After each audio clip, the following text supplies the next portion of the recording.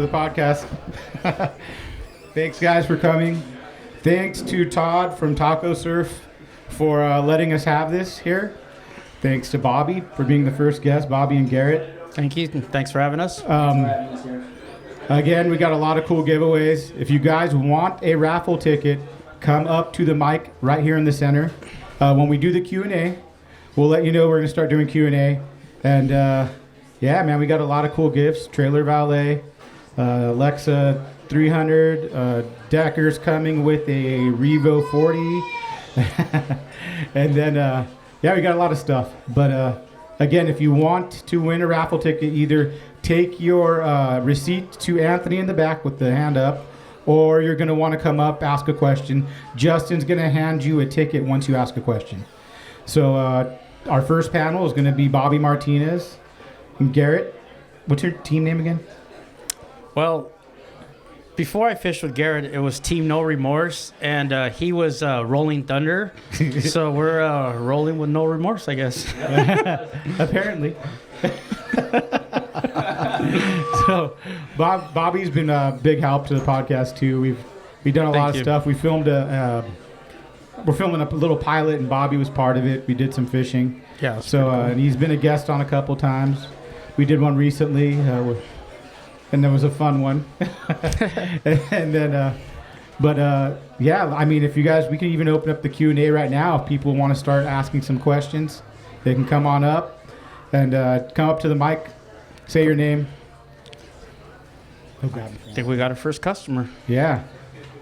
Go ahead and say your Instagram name or whatever so people can hear it on the podcast. I don't have an Instagram Well, name. then, okay. What's your name then, bro? My question is, I wanted to know when the crabs show up so I can better utilize my crab colors.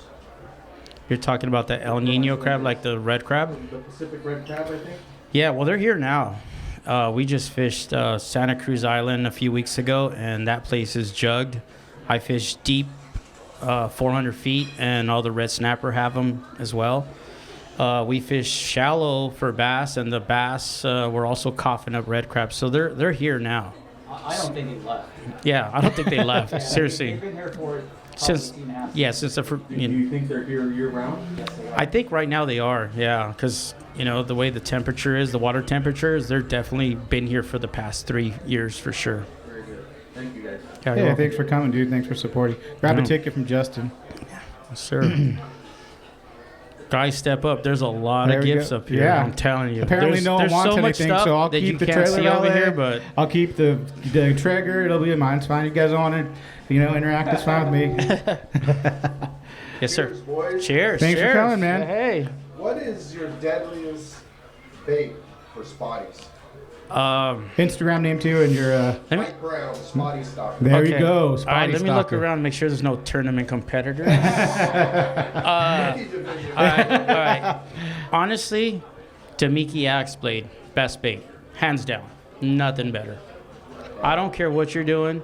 If you're pitching docks, fishing eelgrass, fishing deep water, it's so versatile. It gets bit on the sink. It gets bit on the retrieve. It gets bit on the pop. It's amazing. I mean, it's for the past 5 years, I kept it really quiet as I could. Not anymore. I want a motor off. I want a motor off of it. I've done very well fishing by myself, even tournaments against 50, 60 boats, and I attribute that bait to a lot of the wins. Whoa. Is this too close to the Yeah, mic? the beer's too close to the mic. But yeah, that's Damiki Axe Blade. Thank you very much. Yes, sir. Right off the bat. Go ahead and say it in the mic. How's it going? Name's Rudy. Hey, Rudy. Question for you guys is basically when approaching fish at night, what tends to be, your checklist as far as your plan of attack? Plan of attack is those spotties like to come up on those seawalls. They do like to fish. Like the fish will move up between the seawall and the docks there, and I think if you can get really really tight at night is probably your best bet for the big ones. The only thing now that fishing is so much more popular with the younger people walking docks and whatnot, and that's awesome, to see. But you also have, well, when I'm fishing, I have to also incorporate like what's easy for them to get to. It doesn't, I mean, I don't want to like put my boat in like harm's way to get it real tight to fish these little areas anymore because they've already been picked over, you know? So I'm really looking for areas that I don't think like dock walkers or anybody can get to, that I can utilize my boat in a different angle kind of a deal to work my bait, you know, versus, you know, the guy that can just walk a seawall and bounce all that. That's not going to help me for competition wise. So I have to kind of like look at different little subtleties kind of, and maybe even small little subtleties that will be overlooked. You know what I mean? That's what's helped us a lot, you know. Look for light. Yeah, the light brings in the bait.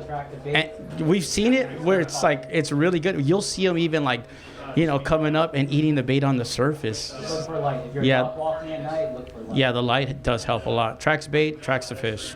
Well, not taking anything away from spotty fishing, but more so for calicos. Like, Calicos? do you find being Oh, okay. Sorry. Bait fishing, Yeah, it. slow. And, Not necessarily. We just went to go sample out some lures for Daiwa, and we were product testing 2 hours before the sun came up, and they bit 2-3 hours after, and it was even better when it got dark.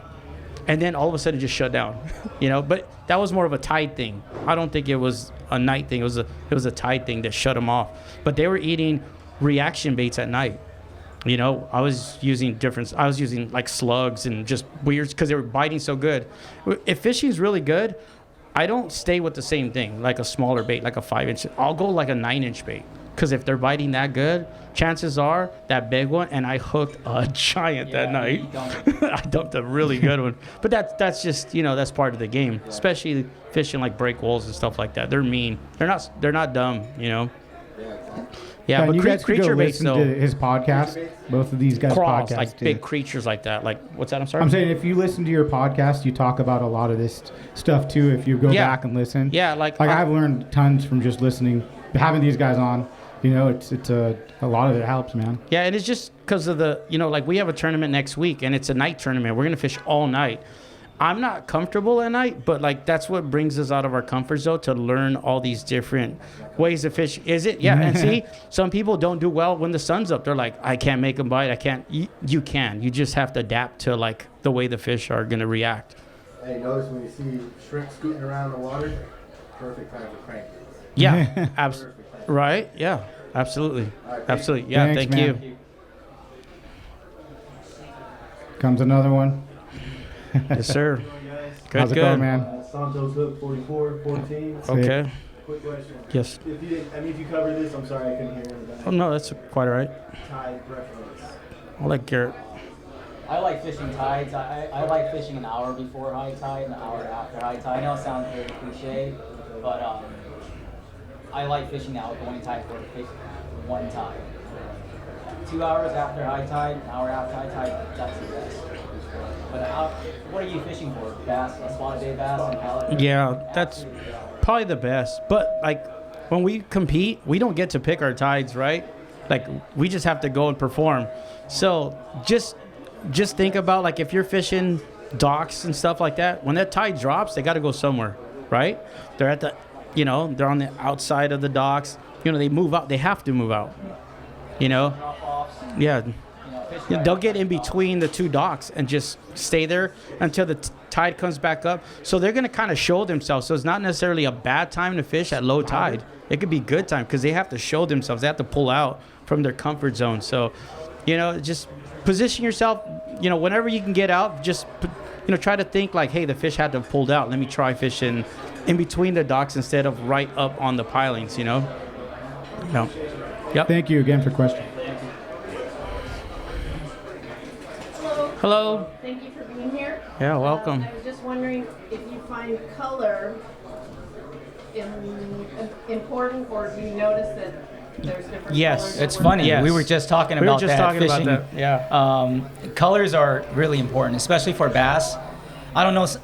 I don't know scientifically whether they see colors or not, but we've noticed when we use a certain color, a certain shade of red or browns or oranges, they're keyed in on those colors. Yeah. And we would throw everything else the same day and not get bit.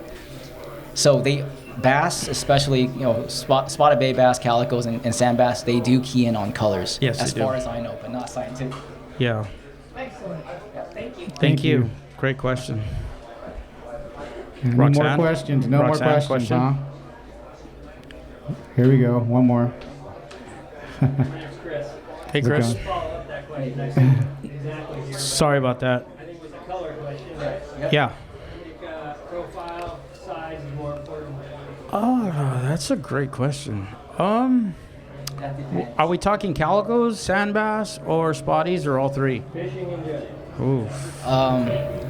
We've noticed more of a trend recently. The last year and a half, 2 years, they've been keying in more on small baits. Yeah.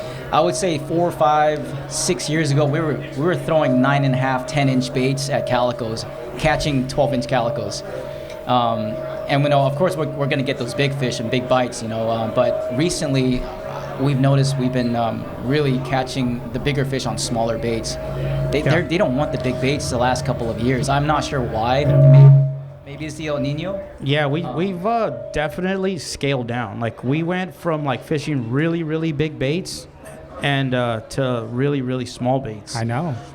And we're doing really well with small baits and catching big fish. We just don't know why all of a sudden they stopped eating the bigger baits. That's something I can't tell you, but all I know is we had to make an adjustment because they're not eating them.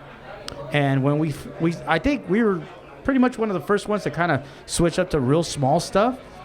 And I used to get tournament anglers, they used to see my A-rig and was like, were you fishing the rice? With like little baits this big, And I mean, they're eating that little pinhead chovy. Why am I going to force feed them a big bait, right? Like, Elephants eat peanuts. exactly. Throw a small 3-inch jerk bait. Yeah. They're killers. Especially if you can't get a bite. I mean, you got to do something. You got to scale down. It's either gonna be line size or bait size. So, Just make sure you get a ticket too from Justin. All right, we're gonna take a quick break since no one can hear us, and fix the speakers real quick so you guys could hear. Thanks, Nick. All right, great. Up a little bit. This is Dickhead saying that right there. Yeah. All right. Yeah. Okay. All right. Any more Q&A questions? Apparently, no one wants to win anything for free, so I guess not. Are we still Here mic'd we in? go. Are we still mic'd in? Or? Hello. Oh. Check mine also. I have a question Hey, about Johnny. the A-rig. Yes, sir. So do you find it more effective to use all baits the same color or all baits different color to maybe find out what color they might be eating? I use all mine the same color. Some people like using a different color bait, like in the back. For example, like if you use an A-rig with a 5-arm A-rig, say 5 inches all around, the back one is going to be about 2 inches bigger, and then that one they'll do like a different color. And that's just so when the fish comes up, it'll pick out that one from the lineup. I don't fish that way. I just fish them all the same. Because I think the A-rig has a lot of drawing power. They when they key in on that thing, and I use it as a tool. When a fish comes up and eats one of those baits, I'm not horsing it in. I leave it there and let them dangle all around for a little bit, because that fish to me is giving off like that feeding frenzy. It usually attracts that bigger fish. That if I don't care if it's 8 inches, whatever ate it. Usually a 2, 3, 8 pounder will come and try to either take that one out of its mouth, and he's either going to get snagged by another one or eat one of those, and then they just keep coming sometimes. Especially from now till like the end of September, it's the best time to fish an A-rig. Also, with the A-rig, some of them have the blades. Yeah. Do you prefer with blades or without? Look, the only time I take the blades off is when the water's really clear and I want something more subtle and natural. I'll take it off, but I always want blades. What I have done is taken some of those bigger blades, like those 4s and 3s, and went to little smaller blades, just because the last 3 years I've been seeing a lot of small fin bait on the beaches, and I just kind of matched the hatch. So I'm trying to just stick to small baits, and then I could burn them faster too.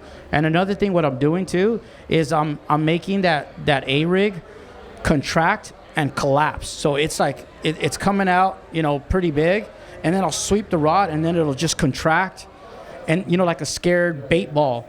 I'm making those things react to this, So Don't be afraid to change colors up as well. Yeah. I personally I fish a different color center bait. The one in the center, I fish like if I'm fishing all natural colors all around, I'll fish like a chartreuse in the back, something from the key onto. I haven't been catching fish on it lately. I'm not used to catch a lot of fish. Yeah. Well, no, when we first started fishing it, it was 100 fish days. Whether it was spotties or calicos or sand bass, it was that good.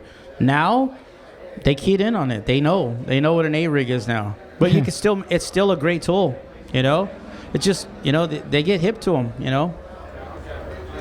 I know. Thank you. Does Mike Don't forget your ticket. Was it? Yes, sir. My question is, Hold on, real Name. quick. Come up to this. What's your name? Sorry. Nelson. Nelson. Come into All this right, one right Nelson. here. What's a good setup for spotties? And I was looking to go catch the bluefin tuna. Oh, look at you. You want one rod for both, right? But what's your guys' setup, like go-to? Garrett? It depends on what kind of baits. For example, like if we're fishing a tail spinner like the Demiki axe blade, we like something medium action, about 8 to 15 pound, 8 to 17, 10, 20 at the heaviest. That would be our go-to for one rod. Obviously, we have drop shot, we have A-rigs, we have all kinds of different rip bait rods. But if we're to pick one rod, 817, 815, 1020 would be the rod to pick for spotties. Oh, spinning gear or? Casting, bait cast. Yeah. Just remember to get a ticket from Justin, too. Yeah.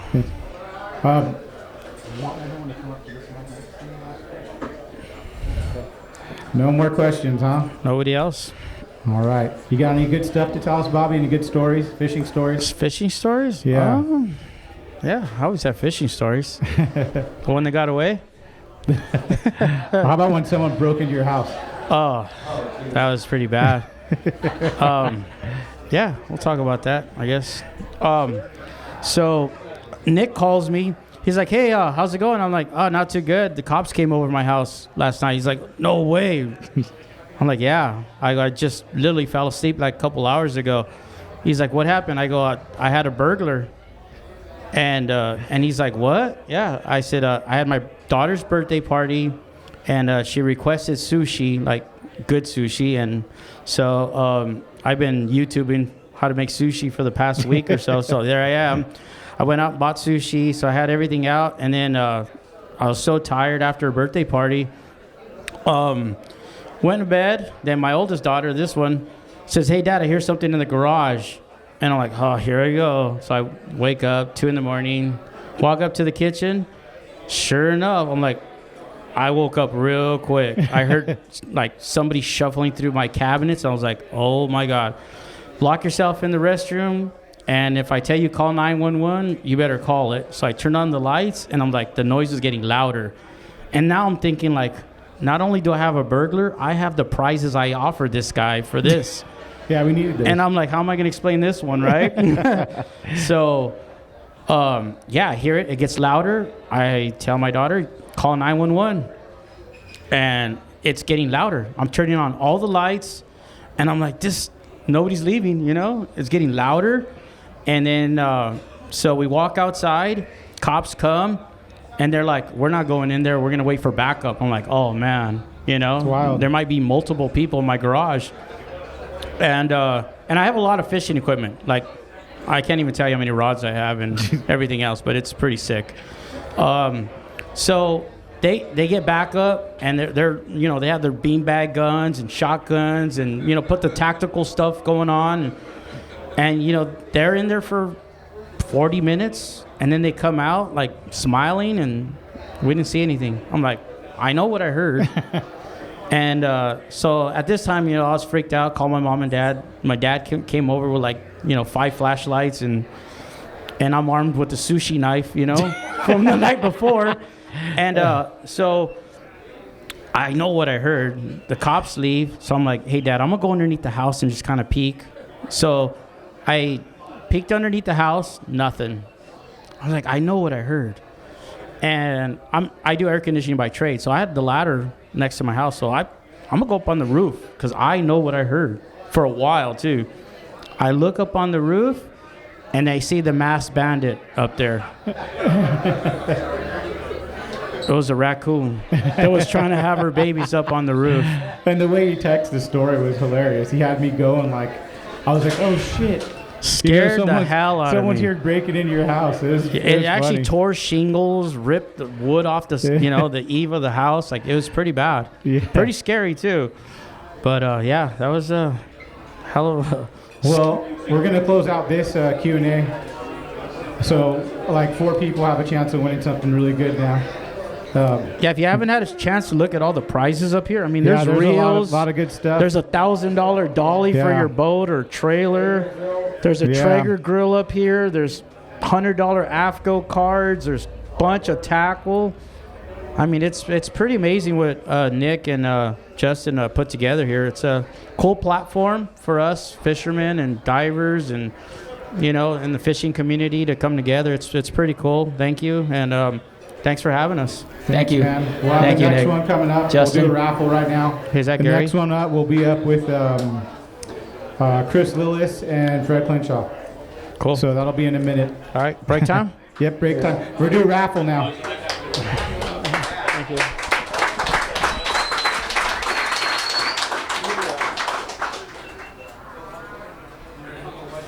Sorta. I'm getting a sorta over here. Kind of sorta hear me. The what? They could sorta hear me. I gotta. All right. I gotta. We're gonna start the On next the 3. session. If you guys want to listen. You're good. Yeah. All right, listen up, y'all. Yo. These, so this guy to the left of me, Chris Hold Lillis. on. Everybody, listen up. Where we at? Taco Surf? Sunset? Where we at? Surfside. Surfside? Yeah. Taco Surf. Thanks, Tom Bears. Thanks to my man right here. He really caught lightning in a bottle with this podcast thing, man. I mean, we can't thank him enough. He's doing something that nobody's doing, man. And I think you guys, applaud this man right here, man. This guy's got it right here, man. And hey, before we get into this thing, do us all a favor. And there's a little box on the bottom where it's got stars on it. Just click that 5-star button and write some bullshit underneath. Like, that was rad or it sucked. Because the algorithm is such that it'll come up on like a sportsman feed or another feed. So maybe like the layman that's never heard this will get a chance to pop in and listen to it. It's a great way to get followers, and it takes 1 click, and that's like probably the best support this guy could get. Appreciate it. You know what I'm saying? And it's right there when you look through the available episodes. It's a clear purple box with stars on it. You can't miss it. Click 5 stars. Give the guy some love. We'd appreciate it a lot, man. That'd be cool. Yeah, all the guests too that came on today have really helped out. Chris is one of the original 10. I reached out to him and he kind of helped us grow legs, so I really appreciate him coming out. He's been on a couple of times, big help, and Fresh Fred too, the Hammer. Super cool guy, one of the first freshwater guys I kind of got to get on. Like I said, we're trying to move forward and make sure we have a little bit of everything, a little bit of freshwater, a little bit of salt. So if you don't know, like I always say, Nick, fishing's fishing. Exactly. Chris, what do you got tattooed on your back? I have a giant largemouth bass, but it's like a koi, like a Japanese back piece. So there you have it. I mean, you guys want to see it? You want to see my ass? Huh? Let's see this thing. Okay. I mean, we always say, freshwater, saltwater. We're fishermen. There you go. Look at that thing. Huh? Now we need Mike Lane up here to show us why they call him Mike. I want to see Mike's. Wow, we're real Lane. close.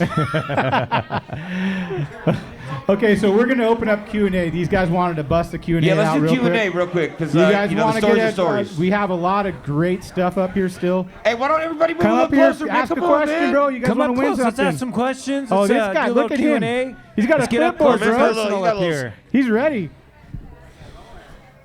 Is this our first one? All right, Go let's for it. go. Speak up. Say your name first. You're on. Test it. Go ahead and test. Hello? Oh. Try it again, Nick. Well, let's get him on. Talk. Wait. What's your first? There we go. Here, come up to this mic. What's your first name? Jason. There all you right, go. Jason. All right. So I had a question about swimming. So what are your thoughts on the color selection for when you're targeting the bass and stuff? I mean, which bass we talking about? You're right. You That's gotta, where I was gonna go. Yeah. Calicos and flies. Let's do calico spotty and let's do largemouth. Okay. Because yeah, that's sure. what you Yeah, kind let's of do. start. We'll do something like that when those questions sounds come good. up. A crossover question. Well, for the freshwater, I'll do that first because I think Chris will stick a little longer on the saltwater. The freshwater,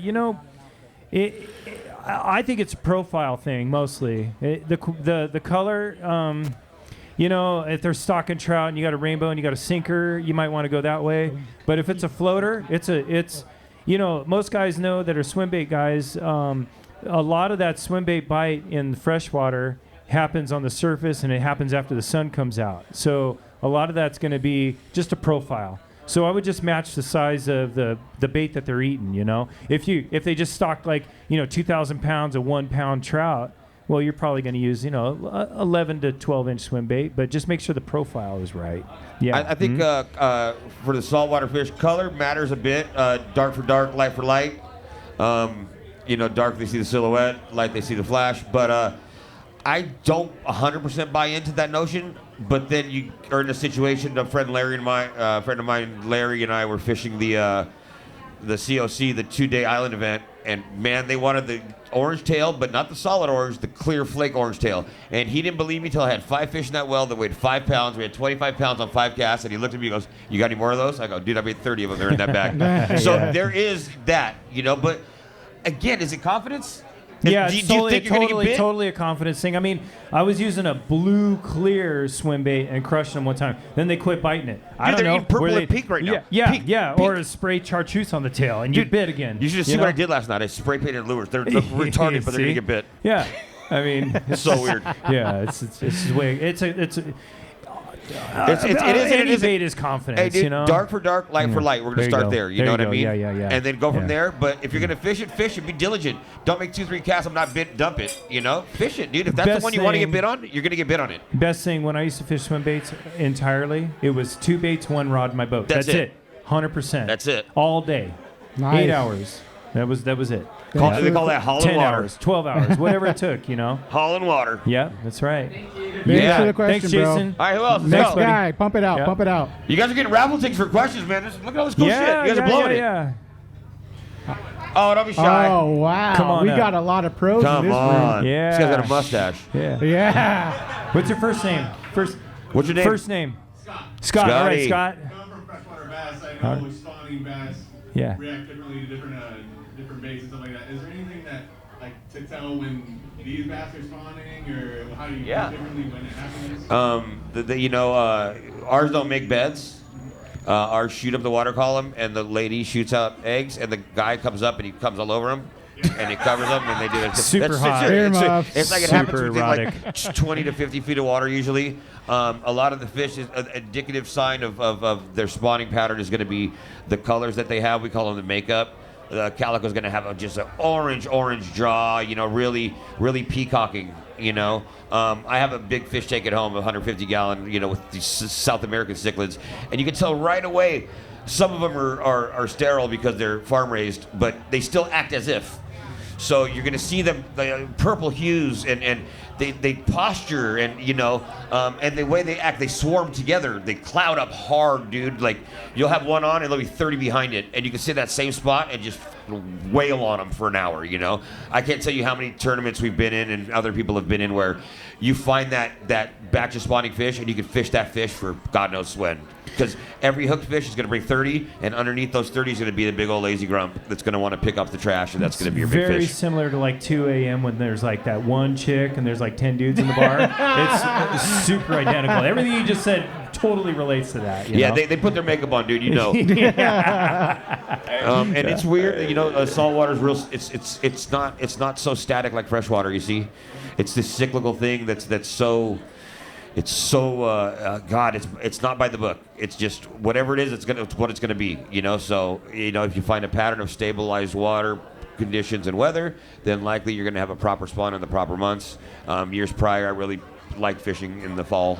August is my big fish month. I've caught every single big fish I've caught's been August, always.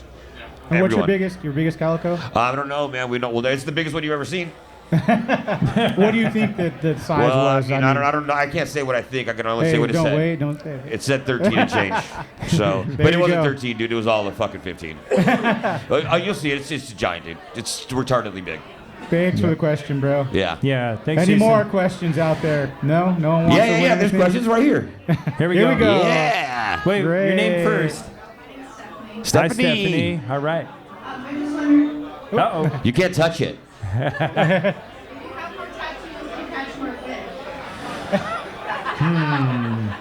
If I had more, would I catch more? Do you catch more? Well, there you go. Oh, you gotta go get some more. Hey, I've got a few hundred hours on me. I don't count them. I just count the hours. And so, yeah, I've done a few hundred hours of fishing. So maybe get a fish tattoo like I did. Maybe you catch some more. See, It's placement check too. this out, You know? I have a bass on my thumb because you get bass thumb when you catch them. You get little marks, so you get a permanent bass thumb for life. That was one of my first tattoos, too. What a loser. No tattoos. Get one on my hand. Like all the kids are doing nowadays. Here we go. Here's another Here we go. question. Here we go. Yeah. Oh, this guy looks gangster. All right, Hey, What's up, Sergio Jose? Pedro. How are you? Extreme fishing 562. Yeah. Is there any underscores right there? Like not extreme underscore fishing underscore. Okay. So I need to outfish my son. You need to outfish him. Yeah, outfish him. What's the best way to fish a 7-inch swim bait? Throw a jerk shad. Yeah. That's my go-to. throw a 6-inch jerk shad. No, a Berkeley jerk shad. No, I would throw if you really want to outfish him. Of course. You're a dick. No, get a Berkeley 6-inch jerk shad on a 1/2 ounce otter sled head, and you'll outfish them. You'll fish circles around them. Circles. Circles. Nice. Yeah, they like that thing better than like bait sometimes. It's weird. I can't understand it. It gets bit. But you're still Here a we dick go. for out trying to outfish your kid. Scott. All right, Scott. So, color of the water and where you're going to fish. What are you looking for in the kelp areas and stuff? Like PV and that kind of area. Yeah, that's you. Okay, That's you. Yeah. You know, it's weird because PV is one of those places where you think you got it figured out, and then you go to it again, and you're like, "Fuck, I thought I had it figured out." It's a real fickle. I call it California Island because if you look at it coming back from Catalina, it looks like an island. You know, it looks like Catalina, steep. It was fast drop-offs. Whatever the topography usually is above the water is how it looks underneath. Clementi's kind of sloped, and you're gonna get sloping reefs out to 90 feet of water, but you're a mile and a half off the island. Whereas Catalina, you're a quarter mile off the island and you're in 200 feet of water because there's tiers. So I look for, there's certain, see, this is the thing, you got to go, right? So there's certain areas that I want to fish that brown water. It's brown, dude. And there's a boa kelp, like rag kelp, and you're like, no fucking way. But the OGs taught me that's where you go when you want to catch a kicker. At the end of the day, you want to catch a 5-pounder, do this, and do that in there, and good luck. Another guy told me, come around the corner, when this current's doing this in this place, going that way, and the water's this color, stop. Fish hard. When you're in here and it's doing that and it looks like that, fish. So a lot of trial and error, a lot of time in the water turns on the prop. I mean, if I could give you one piece of advice, if I could throw you a bone right now, if you're at fucking Point Furman and the current's going uphill, okay, that way south, up, whatever way you want to call it, no, this way, okay? If you're going this way, if you stop there and it's the afternoon and the tide's going out and the current's going out, don't ever leave there. Till they stop biting. And if they're not biting, just wait till they bite. They'll fucking bite. Okay? That's information. Number 2, we have Fred here. Do I get one for that? That was We got Fred here too. He's a great, amazing freshwater guy. If you guys have any freshwater questions, dude, amazing freshwater guy. So go ahead. Yeah, first name. Quincy. Quinton, right on Quinton. Question about the break bulb. Do you prefer a swim bait style plastic or like a crustacean style plastic? I mean, what's preference? In what context? You mean preference like I don't give a fuck if I get bit, this is what I want to fish? Or preference is I want to catch fish, so this is what I'm going to fish? What would you rather fish? I fish how I want to fish. What would you, just depending on the day? Yeah, I fish how I look at the water and say, I'm going to fish this. Yeah. Or the kelp or the current or the what have you. You know, a jerk shad, like I said, always have one on board. Always have an A-rig on board. Always have a deep diver crankbait on board. Always have a jig, whatever kind of jig you like. It's candid pictures, dog. Yeah. We fished like anywhere from 3/4 to 1.5 ounce warheads. Something that stands up has got a line tie on the front. I caught my giant on a bait similar to that. It was before we had warheads. It was a jig I poured, skirted, painted, and that's pretty cool. I caught the biggest calico ever on shit that I made. That's nice. But back then there was no kelp, so you could fish a triangle head because there was no war bait, like a number 9 shad head with a 5-inch fucking pearl. Cast at the wall, wind it back slow, funk. It was like 5-pounder after 5, and now it's different, Anything bigger than 5 inch? Oh God, yeah, 5 inches. I wouldn't fish with 5 inches at the wall. No way. That's too small. Yeah, too small, especially on the outside.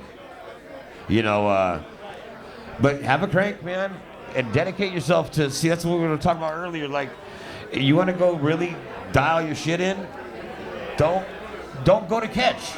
Force yourself. I force myself on baits all the time. Whether it's on practice fishing. whatever. You go to not catch fish. You know what? I don't even know if it's biting this, but I got this new bait I want to try. It's the only bait I take, and I'm gonna fish it all day long. And it's what you got to do. It's gonna teach you whether you're gonna have to grind it slow on the bottom, you're gonna have to burn it, whatever. Sometimes they want this. All of a sudden you do this. And boom, boom, boom. Yeah, you get they 3 eat bites. it on the fall. Just let the fish tell you what's happening. And that's I tell you all the time. Like the fish will start talking, dude. Yep. Just listen, and then once you think like a fish, then you start thinking like the bait. Yep. And that's when you really start getting fucking dialed. And don't tell anybody.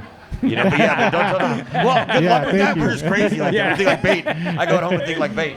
Yeah. No, but like you said, when I practice fish, we used to call it pre-fishing for derbies. I practice fish. I'll purposely fish shitty water just to rule it out. I know where there's fish. Yeah, because what if it bites? And nobody else is going to fish it? Just you. That brown burgundy that I was talking about earlier. Yep. Everybody drives right by it, dude. Yep. I know what's in there. Yep. Fish it, dude. Fish it. Be diligent, man. Give you and give your gear and give your idea a chance. It's probably gonna work. They're saltwater fish. They're fucking crazy. They eat shit, dude. I caught a fish in a tournament, and we went to William. It had a tail from a big hammer. And spit it up. Another guy caught it with a jigsaw in his mouth. Morons. Oh shit. Yeah, thank you. Any more questions, guys? Come on, we got a lot of good stuff to give away. We got a lot of giveaways. Somebody just have stupid questions. Come up front. Get a raffle ticket. Come on up. This guy's got tattoos. You with the tattoos, ask a question. You must catch a lot of fish, bro. I got a merman, dude. Oh, right on. Yeah. But I got a guy. He's dead. I guess mine's a guy on the bottom. Yeah. I've seen that tattoo. There you go, dude. That's my doggy. You want to hear a funny story about Hopper? Yeah, he's not here. Since he's not here, let's hear it. I met him on Instagram, and he was doing these things for his homeboys. He was doing these little old school Cupid doll boxers. So I hit him up out of nowhere. I knew they were homeboy tats, So I was like, all right, hey, what's up with one of those, man? I'd like to get one of those. And he's like, this is one of. I know what it is, man. But trust me, let's do it, and we'll see what happens afterwards, So he's like, well, the rules are you got to pound a tall boy and do 10 chin-ups, and then we'll do it. And I was like, cool. So I show up with two O'Douls because they don't make a tall boy because I don't drink. And he was like, fuck, dude, you fucking sit down, dude, get this tattoo. And dude, we've been best friends ever since. And then on my birthday a couple years ago, I'm Greek, so the tradition is I take you out for my birthday. I'm paying for your company, right? So I took him out fishing. He fucked him up. He wailed on him. And he gives me this little stencil of a heart. And I'm like, what's that, dude? He's like, it's your birthday present. And I was like, it's fucking weird, right? Whatever. It's a popular tattoo, a heart, like a crying heart. It's an old school tattoo. But this one was kind of weird looking. Anyway, a couple weeks later, I call him up. I'm like, hey, yo, dude, what the fuck? What's up with the heart? He's like, dude, it's whatever your little heart desires, man. So I went and got that tattoo that fucking day, dude. That's a good man. He's a good dude, man. Yeah. I got a question about knots. So, if you don't know how to tie them, tie lots. Yeah, that's right. Don't know how to tie a knot, tie a lot. Specifically, knots and casting. Yeah. What do you mean? So, what is there maybe not one specific knot, but is there some knots that you guys like to tie when you're casting, maybe like a surface iron or a chatterbait? You know what, man? I mean, it's just a knot that you're most comfortable with. I've been tying like a clinch knot or a Sure, San I've been Diego tying that knot. I forever. mean, I've been tying that since I was a little kid. Yeah. Comfy with it. You could tie it for anything just about, you know. Polymer knots, guys use those a ton, you know. I've recently gone to a Monotex line where you absolutely have to use an RP knot to put your mono a lot or of those whatever. will get You towards know. that, like that FG knots. Yeah. That same thing. Yeah, just learn as many as you can and find the one that you're comfortable with and use it. If I was you, I'd yeah. learn how to tie some hitch knots before I learned the rest of the knots, because all those knots end up in a hitch knot, and for whatever reason, I cannot finish that FG knot. Oh, yeah. yeah. Dude, it's so yeah. pitching, right? Like, especially when you got it, it's all braided out and sick. And that half hitch just ruins the whole thing. Yeah. That's why I use that RP knot. It's really the same good deal, one. you know? Yeah. You only But tie that it knot one is side. so thin, it flies right through the guides. Yeah, it goes right through the guides. But I mean, if I'm using surface iron or whatever, I mean, man, I've caught 30-pound yellows on with a clinch knot. You know, on my 45. You know, I mean, it's or Palomar. or Palomar. It doesn't matter. Whatever you're comfortable, whatever you can tie the fastest with. Those fish are boiling and you're broke off, man. Tie the fastest one. You know that's really good. You know? Hey, Mikey Lane, can you give me that soda from Homeboy? You never brought it. Come on, dog. I'm parched. Please. Walking this way. You're the only guy I know. You're the only guy I know. I just Coke. Coke, please. Yeah. When do you guys just tie, like, I know you like to fish braid a lot. Well, that's all I fish. Yeah. And I see sometimes. Well, I don't fish straight braid. Only on one application. Oh, sorry, I thought we were on the radio. Yeah. Only on one application do I fish straight braid. Yeah. And that would be a weedless swim bait fishing. Okay. If there's so any kind of rock, any wood, anything that's even close to my line, I am not fishing straight braid. See, I'm kind of the opposite. I don't fish a lot of braid. There's two applications I do fish braid, and that's this is freshwater now. If I'm frog fishing, frog fishing straight braid. Oh yeah, and buzz baits straight braid, and sometimes when I'm doing top water. Mind you, these baits it floats the braid. That's why. Yep, and also I call it the weed whacker. You know, when you're fishing frogs, you're like in the lilies and stuff like that. You got to cut everything just to get the fish out. Sure. But most of the time I'm fishing fluoro or the Monotex. And if I'm fishing light, what kind of line are you fishing? But it's called Gliss. I've heard of it. Yeah, it's Gliss. It's Monotex. Oh yeah. It's silky, man. It's wet, huh? It's like it's butter. It's like soft, huh? 18-pound test. Got No like stretch. a 2-pound diameter, cast a mile. Really? Yeah, man. I'll send you some. Send me some. Yeah, I like that. And then there's I'll put a top shot. I'll send you some of that. Okay, all right, It's like half. What works better, camo or fluorocarbon? Oh, I don't know. I don't never use the camo, but I'm a fluoro guy. I use a ton of fluoro. They eat the A-rig, dude. That thing's full of wire, so I don't know. Yeah. Well, when I'm throwing A-rig, that's another straight braid thing too. No. I stopped doing that. You did? Because I tie a leader like this long, because when that thing gets caught in the swivels, the braid, it's a nightmare. Oh, so what just a pound little bit test? of leader. Oh, 60, 80, Okay, 100. yeah. Something big. This guy doesn't get to ask a question. No. Jim. Hey, Jim. This is my uncle. Do you think the fish attractants get you any more bites? You know what? Sometimes. Okay, so Yes. buddies. Yes, to answer your question. Yes and no. So I'll give you two stories real quick. When I'm in a tournament or I'm guiding or whatever I'm doing, I got a bottle in a like a pump bottle that I spray on everything. But I've had pickle jar tournaments or whatnot where we're only using the shit that's laying on our deck of our boat. Yeah. With no scent. And I'll we've tell you done what, I've just seen as Ryan fine, Block. Ryan Block swears on that stuff, dude. Yeah, I kind of do too. You know. Yeah. Swears. Yeah. Like it's in his. Oh, I wear it like a holster. I mean, I use it. No, I'm but- talking about like it's there. You know what I mean? All day. Yeah, He'll yeah. spray like a swim bait with the crawdad spray or some shit. Yeah. What he says is, sure. a lot of times, guys, you do it.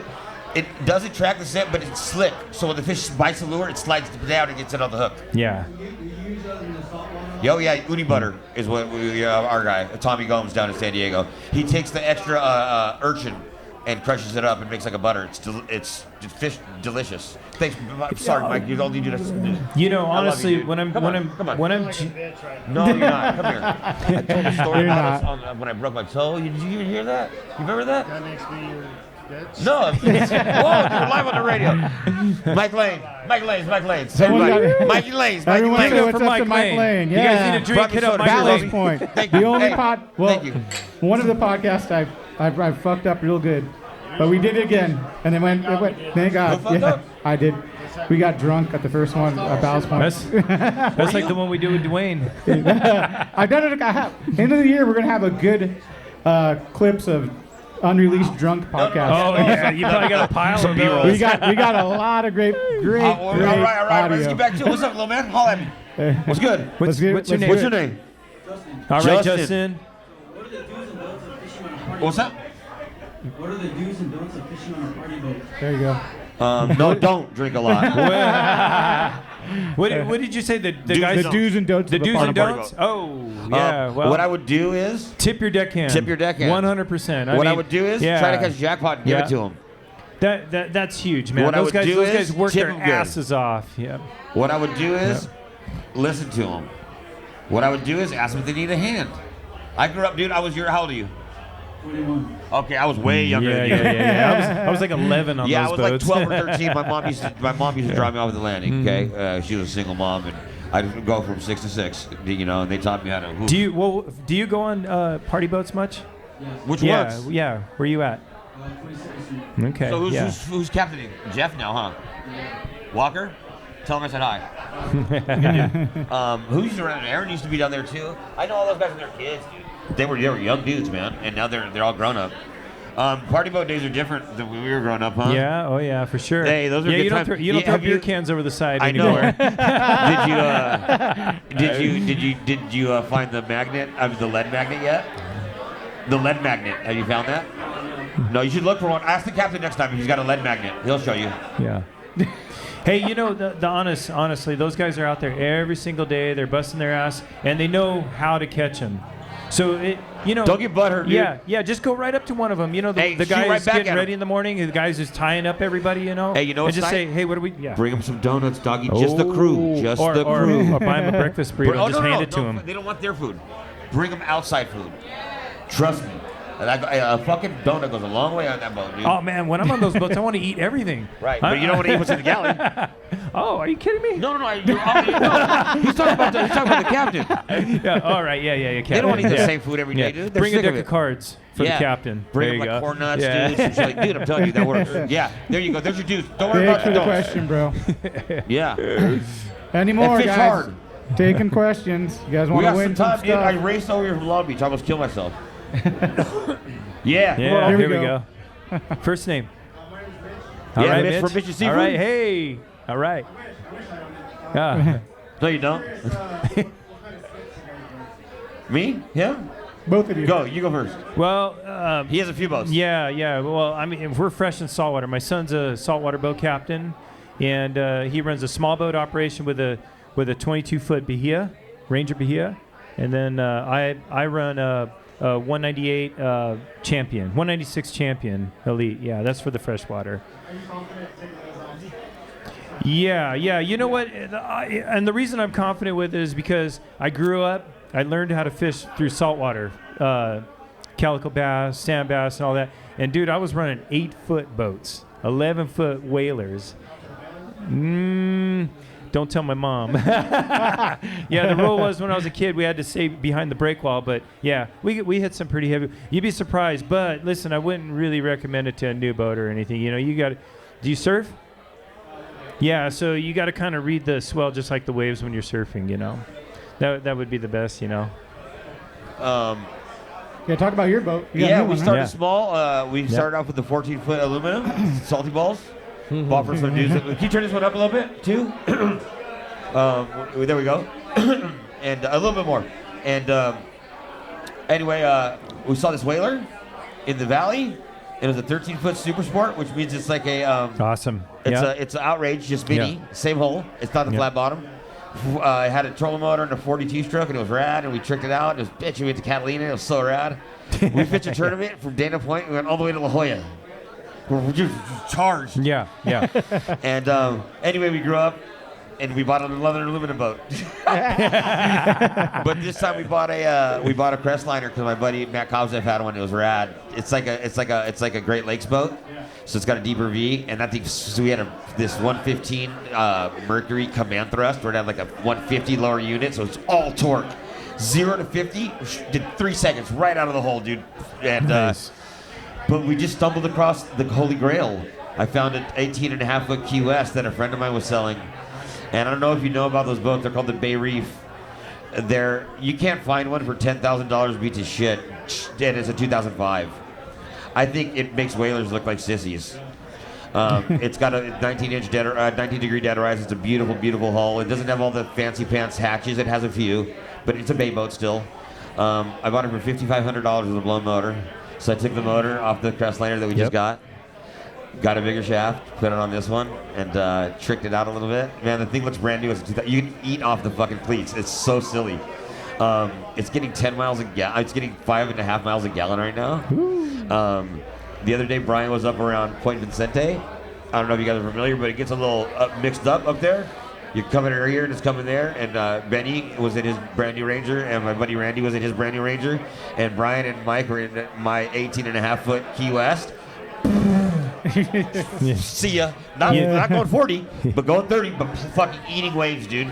So up by me, big dead rise, bro. I live up in the Santa Barbara Channel. Channel Islands are out there, and that thing blows every day. Well, right now my boat would eat his waves too. I think. Yeah, it's pretty bad. But you know what? There's a lot of cats up there, 13 to 16 foot, small mosquito fleet. They're charging. But those are like bootleg Ditmars. They're making mini big boats. Yeah, everybody's smart though. You just got to be smart. You gotta, know what you want, know what you're doing. If you're gonna build a boat. Don't be afraid to stay out there. I've stayed out there because I had to before. So I think building a boat's rad. I can't wait to do it myself. Yep. 15-foot whaler. All right, we're gonna do a raffle. Yeah. Since Chris fishes for Phoenix, we're gonna do Phoenix rods and accessories. Phoenix rod. We're gonna let's see it. Let me raffle. Let me raffle that. Oh yeah. Yeah, get here. Let's do that. What's up, y'all?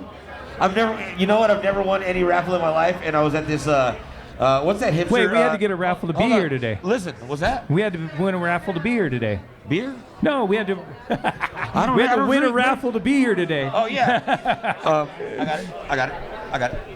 So check this out, y'all. I've never won anything in my life, and I went to this. What's that hipster radio station?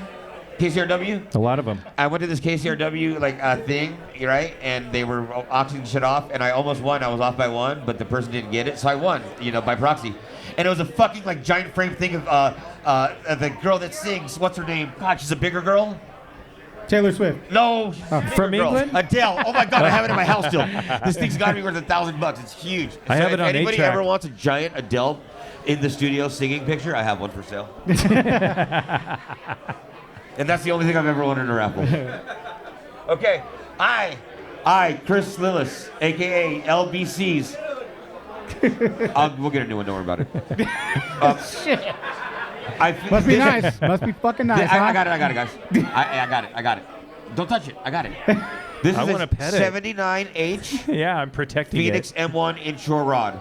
It is probably the ultimate go-to one-of-a-kind, one application rod. I throw everything from a 190, a 170 size hard bait, to a weedless swim bait, to a lead-headed swim bait, to an A-rig. I'm gonna bite it. It's 7'9", extra heavy. Look at that, and it's not extra fast. It's just fast, but it's a heavy rod. I'm pushing hard, so that's facilitates like a 300 size reel. I'm not gonna hit the thing. Just relax, please. Jesus Christ. You're stressing us out. Fuck, man. They really are. Get fucking anxiety attack over here, bro. Relax. I fish for Phoenix. We'll get 10 more videos. So facilitates a 300 size reel. It's a really good rod. I own about 4 of them. Mine are custom wrapped at Performance Tackle, but they're the same thing, and they're bitching, and I highly suggest buying one if you don't win one. Here we go. And the winner is... Oh my God, look at that. It's going to hit the fan. This has been hermetically sealed like Johnny Carson. I'm too old, huh? Okay, 7270. 72. Check it. 70. 7270. Those are the last 4. You got it? No way you got it. Oh, yeah. sick, bro. Fuck yeah. Hey, Watch the nice, fans. dude. Watch the fans. No, give me that. I was hoping somebody. Hey. Right on, dude. Yeah. It's you, Doug. Hold on. Is that me? Where's our picture, ladies? 7270. Hold on, this is a Phoenix rod. I gotta take a picture of you. Put it No, on the website. we're doing the pictures right here. So I can put it on the Phoenix one. Oh, I can give it to No, we'll do it right here. Bobby's daughter. I was like, nice kid. Yeah. So I'm gonna do it to Yeah, fuck yeah. her. Brad, dude, see, you ever ask me a question? Here. He's gonna tip it.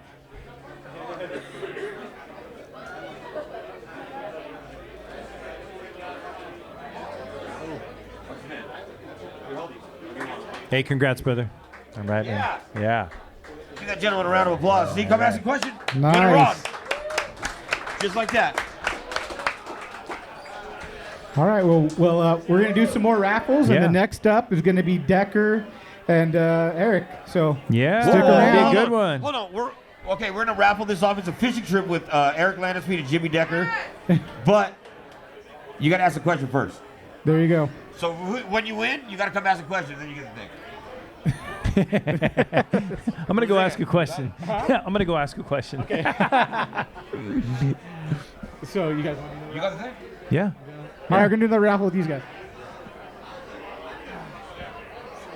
Oh, we could edit all this dead time out too.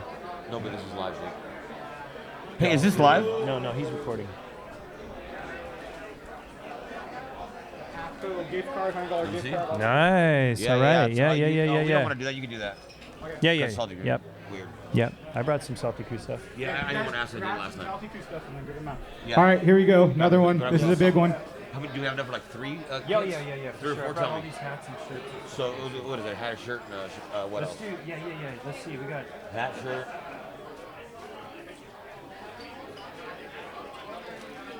So hat and a shirt. Here we go. Last That'd be good. four. 7140. 7140. 7140. 7140. 7140. Hey! 7140. What's the man's name in the Cool Base hat? Two. He raffled some off already. Did he really? Yeah, You sure? Well, look, I brought socks. I Okay, brought give me the hats. socks and the hat. There. I got 2 hats. Okay, give me that hat and the socks. There you go. Yep. I'll do one you doing right now. There's some stickers too. Okay, yeah. Well, let's give No, these we'll a keep cool these. kid. Okay, or keep them. Yeah. I do that a lot. There was 2 of these. I keep stuff. You gotta keep stuff, dude. I got. Some I know, ones, no. yeah. You keep stuff like that. Like cool little mini stickers. Oh, all right. Yeah. I put those on my rods. Oh, okay. 2. Okay. We'll do one more. Can you turn me up right here a little bit? Ladies and germs. Ladies and germs. Watch the fans. We are raffling off a Salty Crew trucker hat that looks puffy in the front. Is it puffy? Yep. Pitch the front. Pitch it. Show them it's puffy. Puffy. And socks. Salty Crew socks, where you will find refuge in the sea, but not with socks on, because they will be wet. Ticket number 7302. 7302. 73. Hello, 7302. Oh, the There coffee it man. is. The All coffee right. man. The coffee man. Let's see. Double check. The coffee man wins it. All right. Ethiopian or Colombian? All right. Good. Ethiopian or All Colombian? right. Congrats. Ethiopian or Colombian? Oh, Colombian. All right. Congrats, brother. Yeah. Andrew Gomez with the win. Yeah. We got some more salty crew stuff. We got more Salty Crew stuff. My man Fred Klinshaw, the hammer of Fury, is giving away another Hat and a Salty shirt. Crew hat. Let's show this off. Let me. Oh, okay. That'd be nice. And a Cast and Crank T-shirt to go along with it. This is what the kids call a dad hat, I think, Yep. or 5-panel maybe, or unstructured. I think it's a dad hat. I think it's unstructured. Well, either way, it's It's a 5-panel. it's what all the kids are wearing. They're wearing it. Look great. Thank you. Look awesome. Okay, where's the? There we go. Salty Crew shirt, Cast and Crank shirt, Salty Crew hat. What kind of shirt is that? I can open it. Oh. Why not? All right. I'm wearing the hat. I'll wear the shirt. I mean, I'm not really wearing it. Oh, that looks like poly cotton blend too. Oh Yep. yeah, that's a nice shirt. Mhm. Very nice shirt. You know what? Fred's gonna pick this one. Fred's got the magic touch. Oh boy, here we go. But don't call me Doughboy. Okay, last 4? Yeah. Are you kidding me? You're old. You're old. 70. 70. 7087. 7087. 7087. Fred Klinshaw needs glasses. I'm totally in denial. They're in my truck, I swear. Sure they are. They're in my truck. 7087. 7087. 70. Here we go. Dad had Chicken 2 dinner. T-shirts. Yes, sir. Oh shit! You gotta put this hat on though. Put it on and see how it looks on you. Yeah. All the kids, all the There it kids are doing is. it. You got it. Okay, you You bet. got a whole wardrobe today, bro. Yep. Yeah. Come on right here. Come on in between us here. There you go. Yep. I don't even know that is. All right. Congrats. Yeah, we got another Salty Crew gear here if you want to do this. Let's do. I'm not understanding what's going on. Do you want me to say something? Okay. Oh, do you want to put that with this? Okay. Okay. Paul, hey, is there a Paul Tarenko? Paul Tarenko, your food is ready at the bar. Okay, we got another raffle Hold here, on, guys. hold on. There's some food waiting. We got food. Paul Tarenko, your food. It's waiting at the bar. Wait, is food coming this way? I'm waiting for some. I'm hungry. Yeah, I came straight here to even eat, dude. Had breakfast. Did you that was eat? it. I had breakfast. Yeah, I saw it. That was Look good, good. Look really good. That was my style. Super Browns. That's my So style. good. Super Browns is my style. I was ready to go. Just like, let's do something. I'm down a haircut. All right. Salty Crew hat, Salty Crew shirt, Let's and see. steel baits. Look at this bag of steel baits. We got Let me some see one of those iron things. I and wanted to see those baits. swim baits. I want to see and those. Take one out. iron and I want to see those. put that hat on first. Hold on. Yep. Who's picking this one? That'll be Chris. He could see. I'm starting to do this. Look at Yeah. That's where it starts, brother. I know. All right. This is going to be Steel baits, this Salty hat. Crew shirt, and that hat. Salty Crew, big sponsor of mine and Chris's. SaltyCrew.com, great guys. Yes. Please support the. It's a brotherhood. It's a brotherhood. It's a Yep, family. 100%. Fred is my brother. Knew it. So weird. It's not even Greek. 7310. 73. 1-0. We got a winner. Oh, We got a winner. all right. You know what he did earlier? What did this guy do? What did he do? Asked a great He question. asked a fucking question. See, you see the pattern? It's all you, brother. You guys are coming to a fishing thing. This is a pattern. Stay here, take a picture with us, all right? Yep.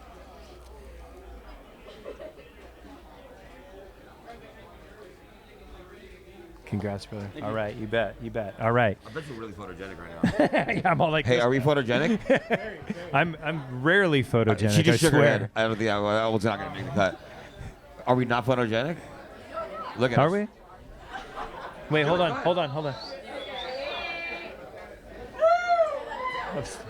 I'm like this.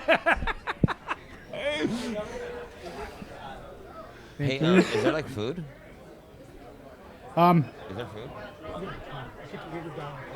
No, just a little payment before I get the corner. So we're going to take a little break, and then we're going to come back. You want to keep going? Oh, yeah, we keep going. Yeah. Huh? You want to bring? more You guys want more questions? Q&A? You guys got more Q&A? Yeah, For Chris or come Fred, on. come on up. Or you want to take a 5-minute break? No- come back in no another one? half hour? No one? I'll sit here all day. Yeah. Here we I'm gonna go. make There's- them do one. I'm gonna go punk everybody, make them do it. We gotta get this shit away. Here's Q&A. Yeah, here we go. First name.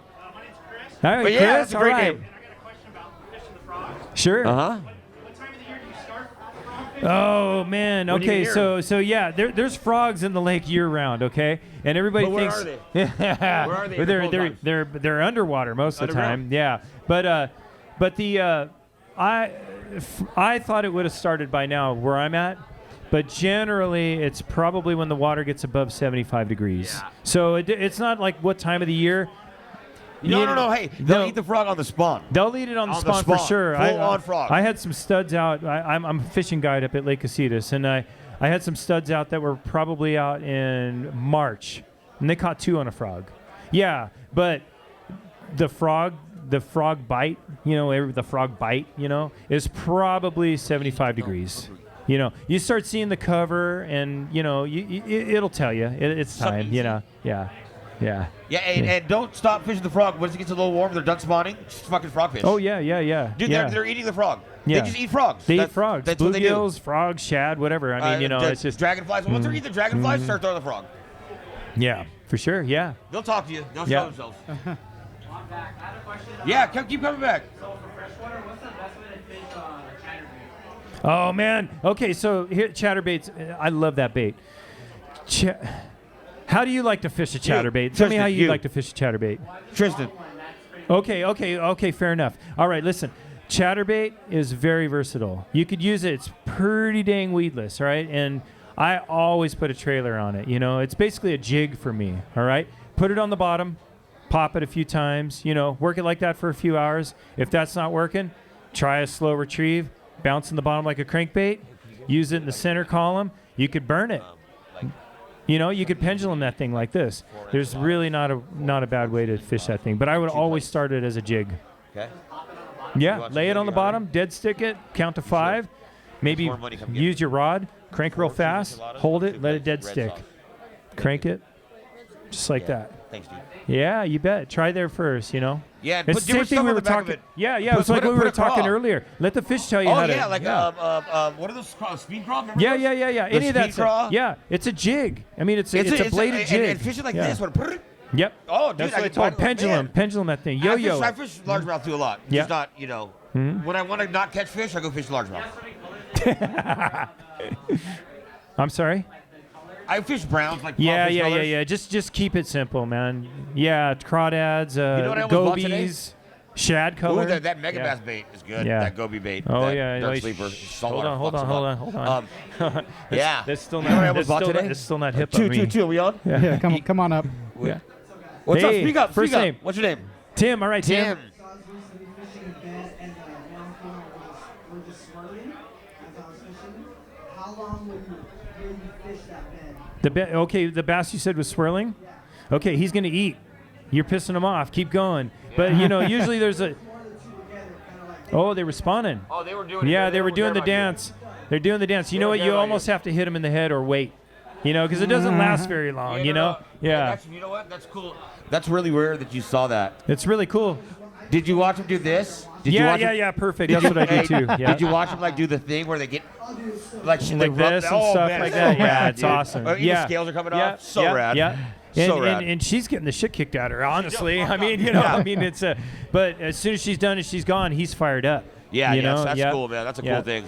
Hey, give me a favor. Release that bass, though, you know, when you catch it. Release that bass, though, when you catch it. Jeff Leifson has a question. You know what? Hey, when I fish, when I fish bedding bass, I don't. Yeah, I mean, how's that? I mean, occasionally. I got a little bit of love for him, dude. Yeah. I'm straight. I'll wait. Fuck that. I'm not cool with that. If I'm in a pond or like a golf course or something, yeah, I don't care. But if I'm in a lake, dude, I'm gonna let him be, dude. And honestly, you know, those bass are spawning what in 5 feet. Fish 15, you'll get the females. Yeah, the big ones are out there. Yeah, dude. 15 to 20. Those are the females. Those are the bigger ones. Or just don't fish during the spawn.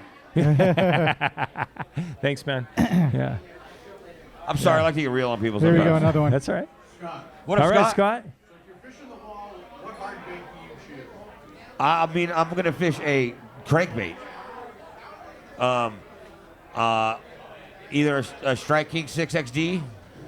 I just like that bait. It's pretty true out of the box. I love that bait. In a chartreuse kind of color. If I'm fishing for money, I'm gonna fish older crankbaits that are made out of wood. You figure out what they are, and good luck. Parallel. I'm fishing parallel. Well, as parallel as I'm walking it down, but instead of this way, I'm walking it down this way. And see, I fished with this guy Brian, and I taught myself how to cast left-handed, so I didn't have to buy left-handed reels. So my hand's always on the reel. If I'm flipping, pitching, I cast over my left shoulder, but I fish right-handed. Brian fishes right-handed. We like to fish port side. Generally, where we live, the wind's in our face. That's the way we fish. That's the way we like it. Wind's in the face, you're in the right place. Only dead fish swim with the current, etc. So we have this system. I can remember time and time again fishing with people that I hadn't fished with yet, saying, "God damn, you're like my shadow, dude. Like you don't even know I'm there because I'm right underneath you and I'm getting the followers, So yeah, we position our boat in a way. But if you're both right-handed casters, one guy's gonna get backboated. But you have that dude fish something else. You shouldn't both be throwing crankbaits unless they're absolutely eating crankbaits only. Yep. Okay. All right. All right, we're gonna do another raffle. All right. And send let's raffle off the Traeger, bro. Woo! Yeah. Yeah, who wants to win a Traeger? All right, I'll pick this one. How do you get a raffle ticket? That's a Traeger Ranger. Yep, Traeger Ranger. Dude, hold on. Are you guys listening? People. Traeger Ranger We're up for grabbing off a raffle right Traeger. now. Y'all don't want to ask questions or nothing to drink beer? Here we go. Jesus. Social event. All right. We ain't giving away the Traeger. We're keeping it, man. Nobody's asking questions. The whole number. 3, 6, 7, 7, 3. I don't believe this guy. Hold on. There you go. Here, let me see. No. Got the fucking Three Stooges over here. Oh, look, all of a sudden everything's I can't see this. Go ahead. Yeah. I don't like this number. Let me see that number. Should we use this one? Let me see it. I'll tell you whether we're going to use this number. Yeah, we're going to use this number. We're a comedy we're troupe. Use that number. We're secretly a comedy troupe. You don't know that? Okay. Hey, shh. Hey! I don't need numbers thrown at me when I'm reading numbers. It's a new Okay, math. humans. 3, 6, 7, 7, 3, 8, 7. Who like got that? the Ranger? Who got the Ranger? Hey, you like that little? Yeah. Yeah, my uncle. Hey. This is you're rigged. going to It's love that fucking thing. You're going to love it. Where is it? Make sure it's the right number. There we go. All right. I didn't bring my glasses, so. And it says 3, 6, 7, 7, 3, 8. What's that last one say? 7. 7. Dude, my 777s broke the slot machines out in Queens. Stay right here. You want a Traeger Ranger? It is the. I'm telling you guys, listen. If you don't have one of these, they're the most. They're awesome. They have a cast iron on them, so when your wife gets pissed when you're frying fish in the house, you take it outside. Yeah, she knows. Yeah, you cook it outside. You're a hero. You bring it in. It tastes great. It's wood fired. It's perfect. You did really well. Congratulations, brother. Hey. Yeah. Hey, you're gonna really think so? Yeah. What? Yeah, it's a grill barbecue. Yeah. Very portable. It's a lot of money. Yeah. You did very well with this. Get a picture of these. Hey, this guy's so stoked he doesn't even know how stoked he is. I love this guy. No, you No, don't. why? He's horrible. I'll take you out. You don't want to go this. I suck. Get in here, Chris. Yeah. One more, come on. Yeah. Hold on. 777s. Yeah. Here. Yeah. All right. Thank you. Good job. You bet. Nice. Yeah. My man. That was rad. All right. We got to. That was We're gonna take a couple that more was Q&As, donated and from. then we got to get to the next. No, that Traeger. That was from Tubby Serves, huh? Hey, Nick. Check. Two. We lost Check. This. Yeah.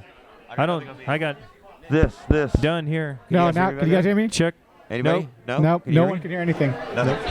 We have 4. Hey, Okay, I'm not though. Neither one of us here. test. Keep working on that mic tick. So we're gonna do a little more Q&A, and then we're gonna move to our next guest, Erik and Jimmy Decker. Yeah. So if you guys have any more questions for these guys, 50 more minutes. come on up, ask some questions. We got a couple more big raffles. We got some trips. We got the trailer valet, artwork, all kinds of good stuff. Two. How about this So mic here? Yeah, we're. There we go. Do. Nope. We can just go to war 1. Toot.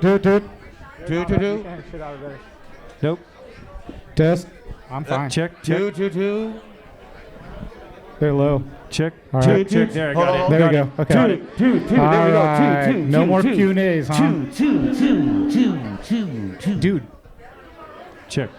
All right, we're going to do Thought I one had more it. raffle. We'll do a basket. If you can see my wife's telling me what to do right now. Oh, you're the wife. That's why you're so mad at me. My wife. That's your wife? Yeah. That's what she was mad at me about the rock. Oh, yeah, Oh, dude. that was close to- That's my wife, dude. Oh, you're in trouble tonight. I am. Oh, he is, not me. I go alone. Let's do one more basket I'm raffle. married to the sea. Let me grab that. Here we go. Andrew, I'm going to let my son do this one. Grab a basket. Hold on, we're not going to do another raffle until we get 2 more Q&As. Let's get 2 more Q&A questions. 2 questions. And then anybody. we'll do a raffle. You're going to win something. Go grab a... That was crazy. Talk about it. I know. You should ask Brian. Go get a basket. It did eat my trolling motor, though. Just take the picture down. Here we are. I got a question. Go for it. Why me? Spotties, Sandies, and Calicos were rap artists. Who would they be? Oh. Let's just talk. We can talk outside about that one. That's an in-depth conversation, dude. You're digging deep with that. We only one. have a few I'd more rather minutes talk about how left. the CMS ain't my trolling motor. Here we go. Here we Here's are, a good here we are. question. First name. Alfredo. What All right. about? Yep. When you're looking for a surface iron jig set, what do you look for? Hey, man, I still use a 100J. Fiberglass. Yep, I use a fiberglass 100J parabolic. Yeah. Old school West Coast CalStar. I got an 10 Axis. foot. I don't cut it down because I It can cast loads. it a mile. And it loads up. It There's loads a- up on the right So, when you like, cast it. I tell everybody this: when I pick my rod, I pick the rod that I'm going to use a particular lure for. So if that lure has one hook, I want an extra fast, extra heavy rod to real stick the hook to them.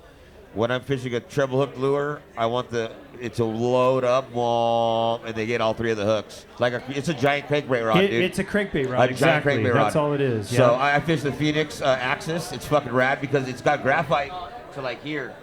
But all the rest, 10 feet, the 9 foot of the rest is all fiberglass, dude. It just fucking, I hung a giant tuna. I almost killed it. I had it colored like 250 plus. Fucked it up, dude. Like 30 minutes, 40 minutes. You know. Oh, braid. Well, See, it depends. and I'm a mono guy. You're not gonna catch fish like that on mono. Yeah. It depends what you're fishing for. Yeah, we're fishing different fish. So Depends what you're fishing yeah. for. But no, braid. Yeah. Fuck that. I fish 50-pound mono. 2019. Yeah. Give the times, motherfucker. It's two schools. You know, I fish 50-pound mono, 100J, fiberglass, Torium 20. That's my rig. You know, I throw it all day, and it's if they're not biting the iron, most of the times in saltwater, I'm not getting bit. That's just how it goes for me. You know. Yep. Great. Thank you, man, for the question. Throw the iron a lot, though. Yeah. All right, we're going to do a raffle. I'm going to let my son pick this one. It works. Yeah. Let's pick one out. Read it. 3667. Are you guys busting my balls back there? I see you guys do. Yeah. You guys are eyeing me like a rack of lamb, dude. You two. One more time. 3677 like 10 minutes. 110. Wait. One One more more time. time. We're One going more to eat time. enchiladas right here, motherfucker. What? There it is. No, hold on. We ain't going nowhere. Read it. One more time. Here. Is that you? Yeah, it's us. 3677 How about these enchiladas? 110. No, those are. Oh my God. Don't worry about it. 3677 110 110. No 11, huh?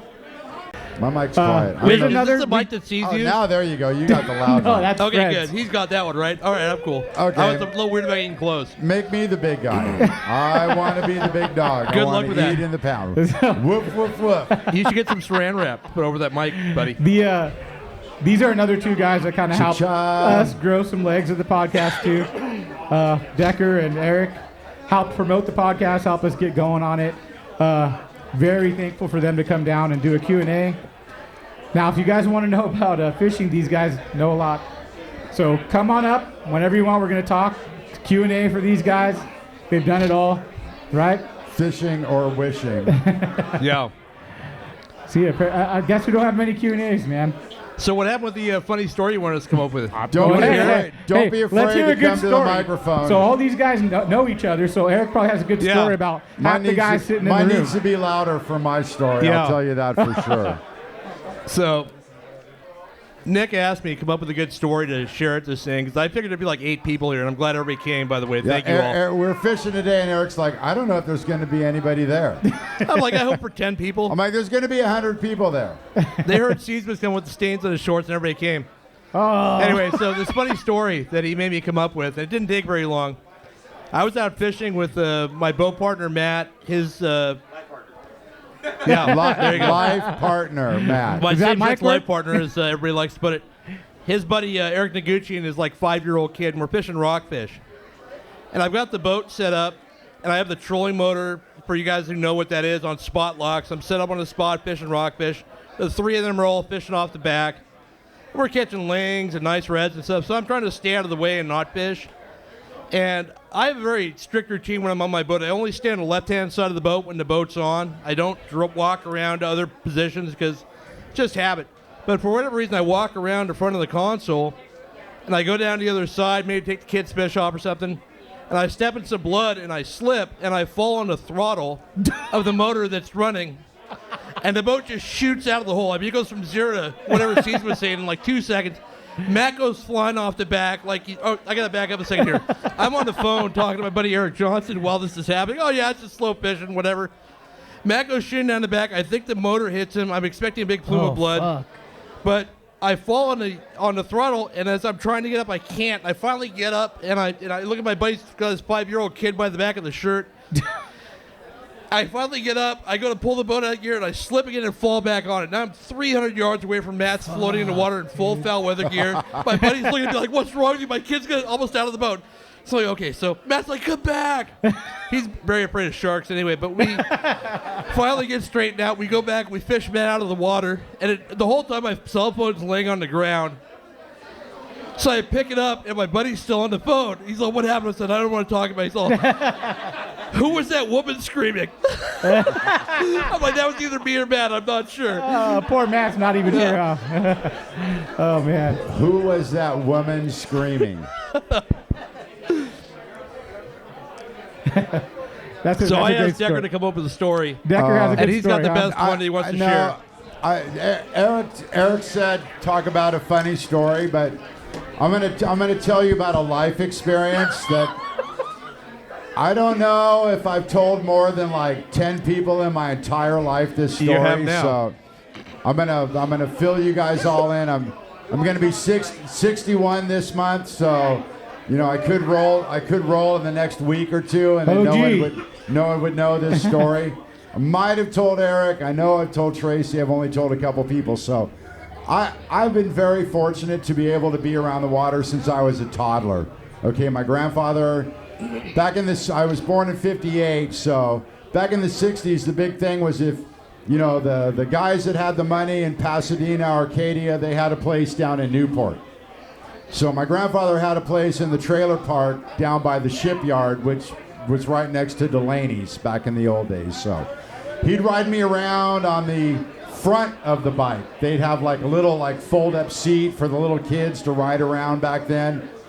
So we'd be tooling around, and you know, I was the first grandson, so I was like, my mom had 3 in a row, bang, bang, bang, all born in May, 1 year apart. So anytime you could get rid of Jimmy, fucking take him. So I was always with my grandfather, and I was always on the water with him. He was a salty crew. I mean, he was OG as it comes. So we go down to his buddy's skiff, me and him.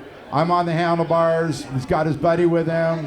We roll over to the Gold Coast. He rolls me over to the gangway. You know, I was like 5 or 6 years old. He says, "Okay, wait here up top. We're going to put the boats over here by the clubhouse, and then we'll go down on Johnny's boat, and we'll, you know, go out and whatever they were going to do." So they draw me off on the gangway. They roll across this little street. It wasn't really a street. It was in the trailer park to the clubhouse and put their bikes away. And the last thing I remember was looking over at my grandfather and his buddy, and the guy from the clubhouse came out and talking. So the next thing I remember is super bright white lights. It's like looking into the sun, and I'm floating over a bunch of people. Fuck. And all these people are like looking at this little boy on the operating table. Okay? Shit. So this is a really heavy story. I might start crying. I don't know if I'm going to make it through. So they're looking over this little boy on the operating table, and I can see like 2 or 3 doctors, a couple nurses, the little boy's covered up in a towel, and my grandfather and his buddy. I mean, it's fucking bright, you know? And I'm like floating around, and I'm checking it all out, and I'm looking at it. And then all of a sudden, it's like there's no ceiling, and I'm getting further and further and further away. And then all of a sudden, like when you're just dozing off and you like get that jump feeling, all of a sudden, bang! I'm looking up. Super bright white lights. 3 doctors, 2 nurses, my grandfather and his buddy sitting there staring at me. And they're like, oh, you know, they're all fucking freaking out. Well, what had happened, trippy story, huh? Fuck yeah. So what had happened is in the old days, the gangways that went down to the dock. I mean, I was obsessed by water, so I always wanted to see what was between the bulkhead and the dock. In the old days, there only used to be a little teeny chain that went between the gangway and where the railings stopped. So when my grandfather dropped me off and said, hang out up top, I leaned over the side to look and see what the fuck was down there. The chain broke. I fell like 15 feet. I mean, I'm 6 years old. Smashed my head on the dock, fell flat down into the water, face down. They didn't even know for a couple minutes. Shit. They turned around, I wasn't there, saw the chain was broke, came down the gangway, pulled me out of the water, nothing. Pulled me out of the water, 6 blocks from Hoag Hospital, threw me in my grandfather's buddy's Impala, zoomed me up to Hoag Hospital, threw me in there, they took me into the emergency room, and that's my story. Wow. That explains a lot. That explains a lot.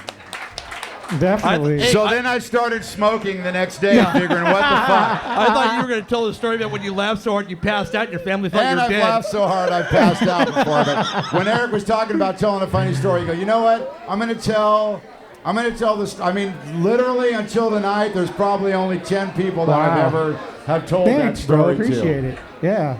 So, It's an amazing story. if you have any doubts about, afterlife or things like that, I'm here to tell you that something definitely exists after you croak. So, So there you go. Calico bass fishing. Again, we're open to Q&A if you guys want to ask this guy. Both these guys have a lot of knowledge. Here we go. Here's All the right. first one. Turn him on. Hi, C's. Come here. Hi, buddy. Hello. I see you. Hello. My name is Johnny. I have a question. When fishing the DD100, the Lucky Craft, do you straight tie or with the quick clip?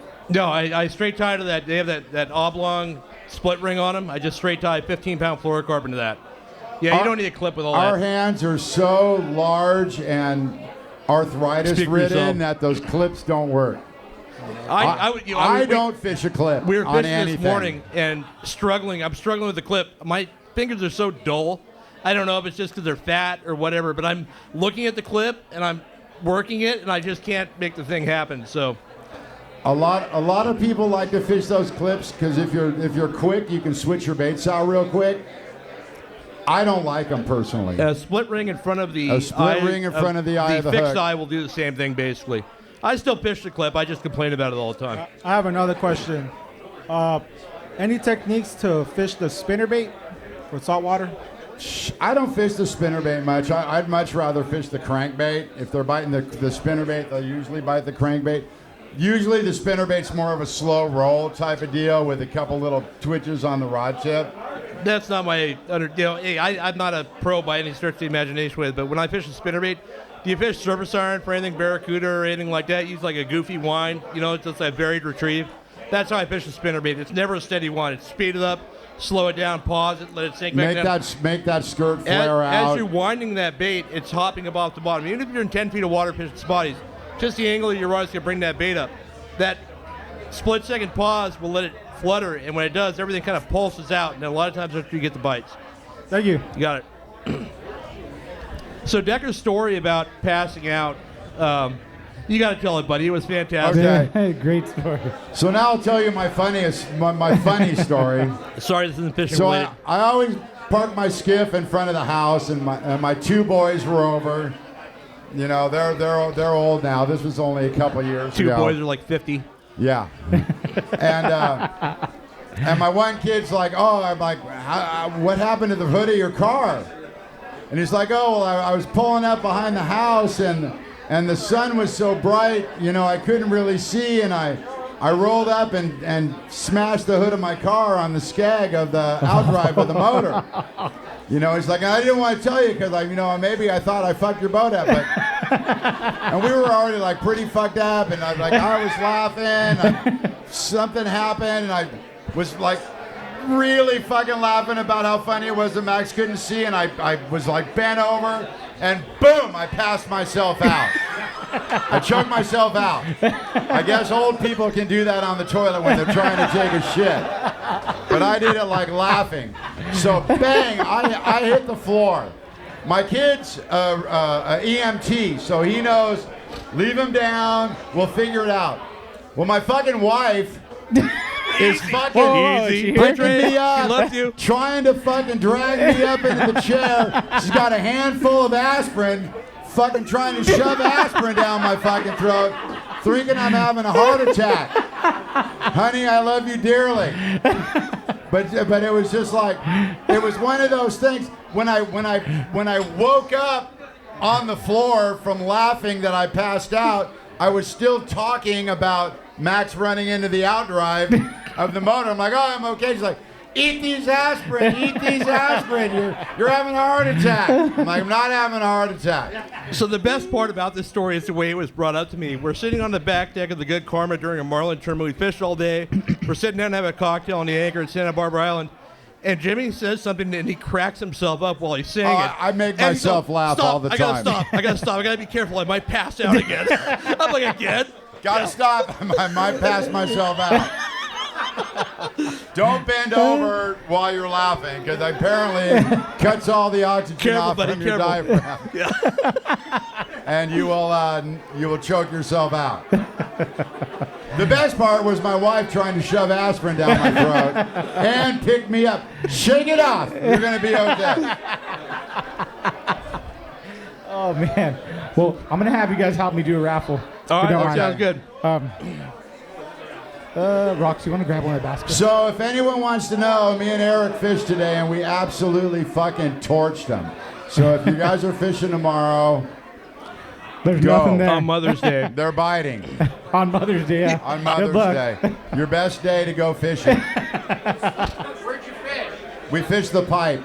Newport Beach. Newport Pipe. 38 feet of water on top of the pipe. Not exactly. They were 30 biting. to 40 feet of water they were biting. Calicos and sandbass mix, crankbait bite. Even got fish out 60 feet of water on it. Whatever you like to fish, they would have been biting it. Yeah. Here we go. Here you go, Okay, Tracy. Donna. Donna Fisher, I'm digging in here for you. 7. 71380.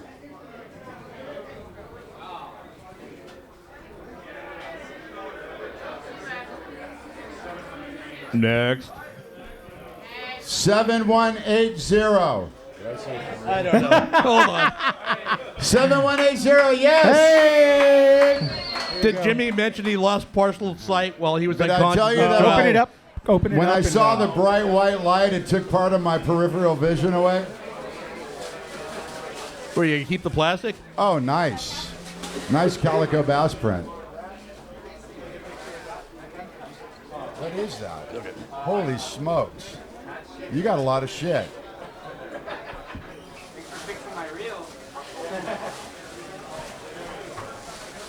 There you Come on, go. Decker, get in the picture. Half day trip. Let's do it.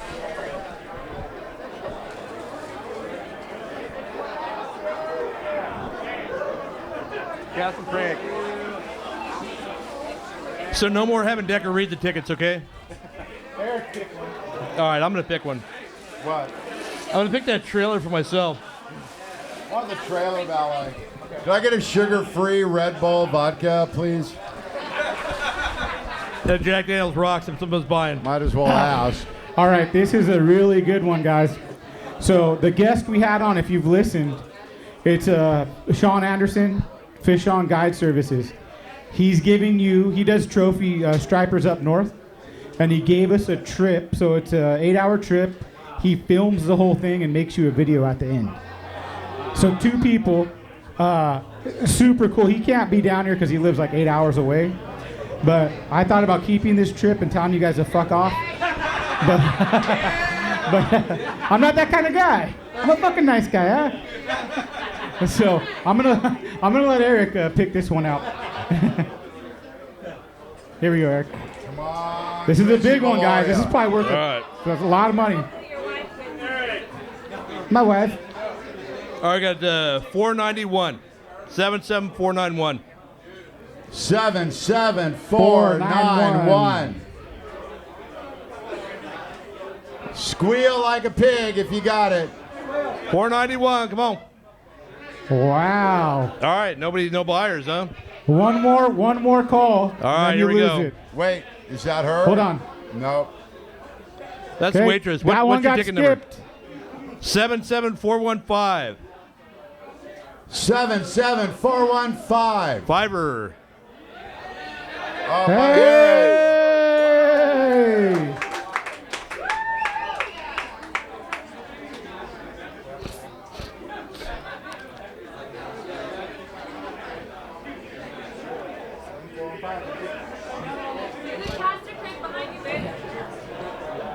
Take a picture with Erik. There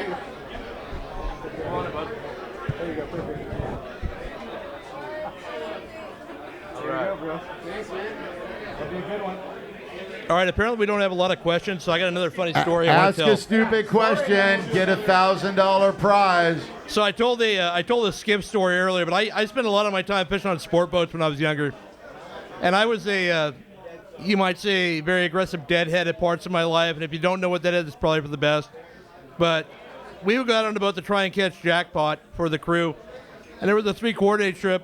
This is 25 years ago, where me and a buddy of mine were fishing on the, I don't even remember what boat it was, but I do remember, but I'm not going to say it because I don't want to incriminate anybody. But we're fishing all day on the horseshoe, and we're catching bass and stuff like that. And these barracuda have been boiling around, but they weren't biting. It's coming to the end of the day. We don't have the jackpot fish, which is our job on the boat at the time. And as they start the boat up and start going ahead to pull the anchor, it kicks all the bait out behind the boat, and the barracuda come up foaming behind the boat. So I'm standing by the galley door. I grab my jig stick. I run to the stern. I don't look behind me. I got a cast, and I snagged a bait scoop off the top of the tank and just drill my buddy in the back of the head with it to the point where he drops to his knees and drops his fishing rod over the side. Yeah. Who was that? Huh? Who was that? A friend of mine. I'm not going to mention his name. An Yeah, he's not here. ex-friend of But his. yeah, that's just complete horribleness. I later broke his rod while casting, but that's what friends do. Barley Flanagan has a question. Hold on, let me do this raffle. These the towboats guys gave us a great prize for a boat owner. It's a gold membership for towboats. So That's who I'm with. There you go. It's great. Like I said today, if you guys grab one of their pamphlets right here, $50 off the membership for the year, for today. Worth every Don't penny. leave the dock without I've it. used it probably 3 times in my new boat. I've actually had them bring me gas one time when I ran out. Yeah, I've gotten gas too before. So we're going to raffle this one off right now. You want to come pick it? No? All right, let me pick this one out. Here we go. Stand by, bud. You're right up. This one is 7254. 7254. Did you win? Oh no, that's waitress. 7254. 7254. There we Here go. we come. Woo! Someone that can actually appreciate it. There you go. You can get it next year. You want to get it? You have a boat? Yeah. You can use it again for next year.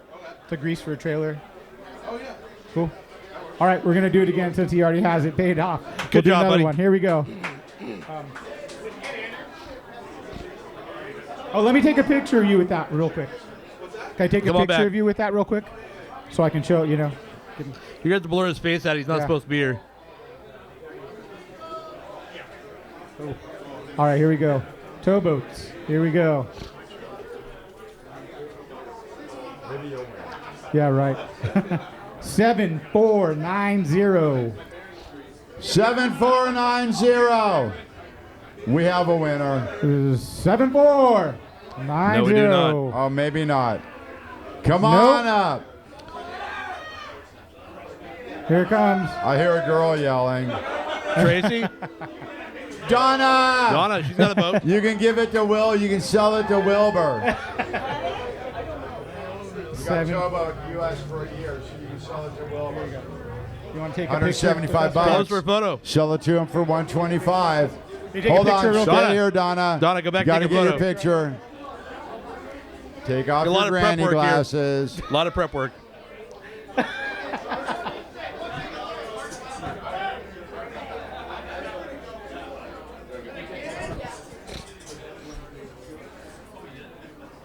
Ooh.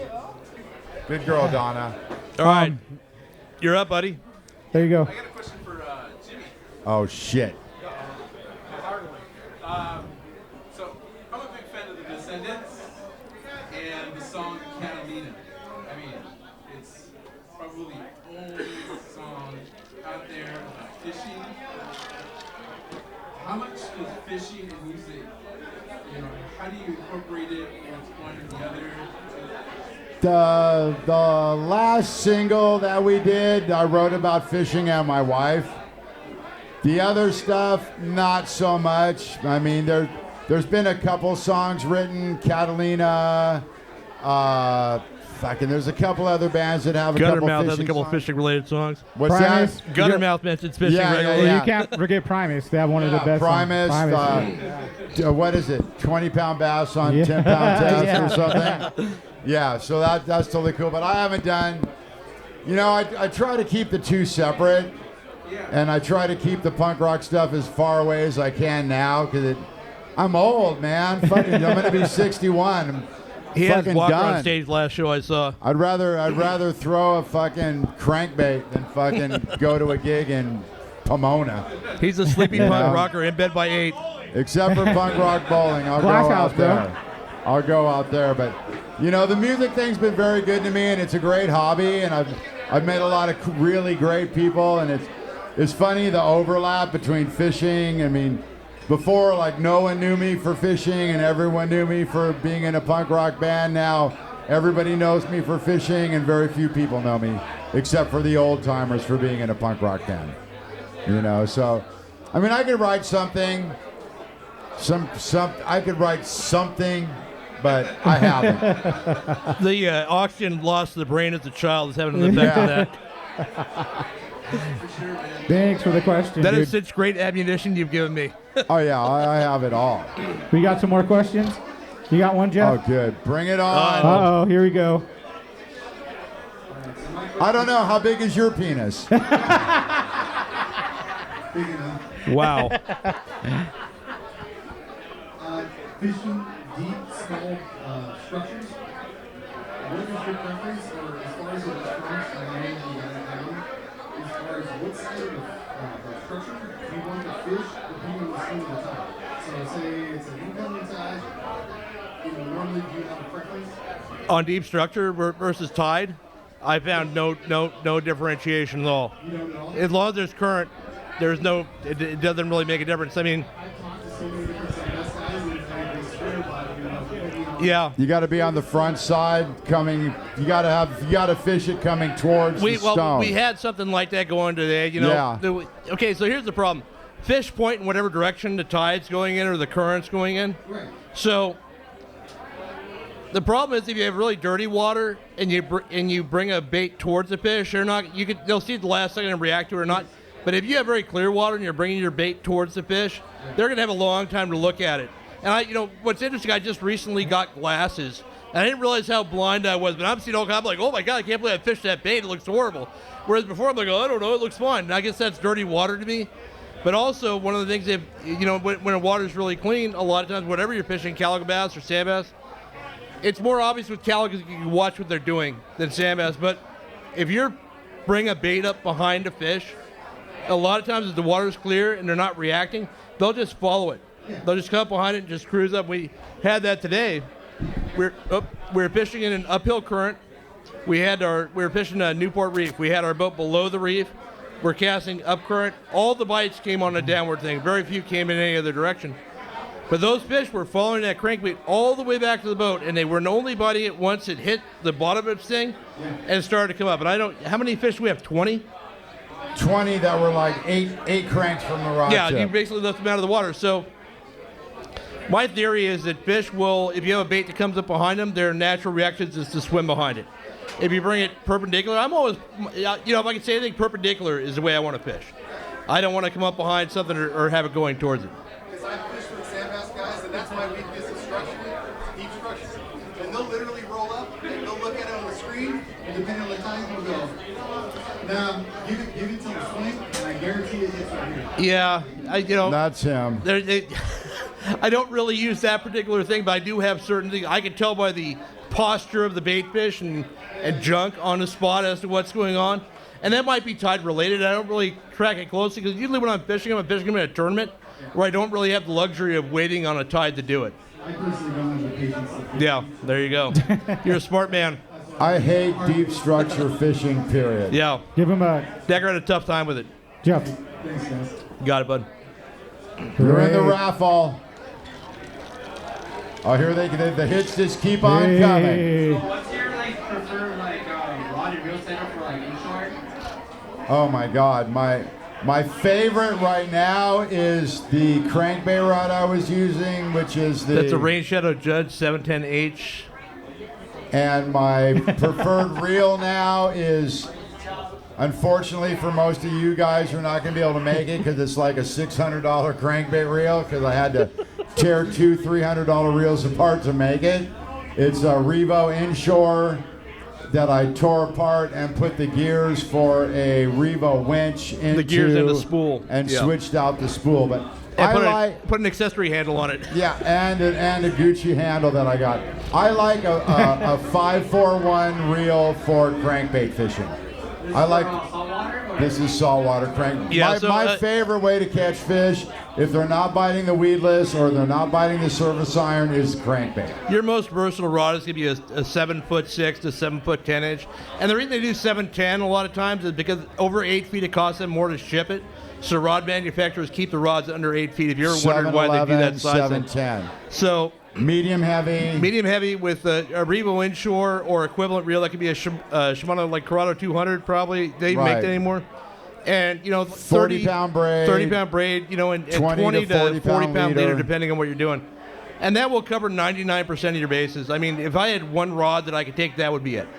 I've got too many rods, but it's all preference. And once you get that, and you're like, oh, this bait's too small for this rod. This one's too big. Then you add some on top and on bottom. You're like, oh, this reel's too fast for this presentation. Then you add a crankbait reel, and you can buy a Revo winch for like $200. You don't need to do the Frankenstein reels. They're nice, but it's not necessary. And I just had them laying around, so I Frankenstein them. Yeah, it's one of the joys of being a pro If I staffer. could have one set up, it'd be like a 711 something, medium heavy, a Revo inshore, or a Kumo 200, or anything Shimano small, 40 pound braid, and probably 30 pound fluorocarbon leader, and that would fish the Lucky Craft, the bigger Lucky Crafts, the SP Minnow, your swim bait. Yeah, and I don't want to step on any of the toes of any of the Calico Bass pros that are here. They're all about the 300 and 400 size reels. I have those. I used to fish those a lot. I found that by going with lighter braid and a smaller reel, it's much more less fatigue. user friendly. I'm a new fisherman, but I went out with Benny, and I was using his Terramars with the 200 DCs, and I caught a decent fish on it. And I'm like, it feels so much more comfortable using the 200 reels. That was to with me, Erik Bent, you said? No, with Benny Florentino. Oh, I'm sorry. Speaking of Erik Bent, he took a nice photo of me. Did you see it on Instagram? No, I haven't. He's on the beach taking pictures of his long thing of surfers with no waves, but man, take a picture of me using the restroom off the Taking side a of Decker's leak. boat earlier and put it on Off the Instagram. So side him of and I the are gonna boat. have words later. But yeah. No, I don't think Eric's here today. So. But yeah, I would use the lightest rod you can in any situation. It's all about feel. I like to palm my reel. I got to have it in my hand. I like the smallest, most compact reel that I can get away with for any situation. Here's something important. I saw somebody that's pretty knowledgeable fisherman recently fishing completely wrong. When you have a bass rod, you want to hold that reel in your palm. You want to have your thumb over the top of it. And you want a rod butt that's long enough that you can put it between your arm and your body comfortably.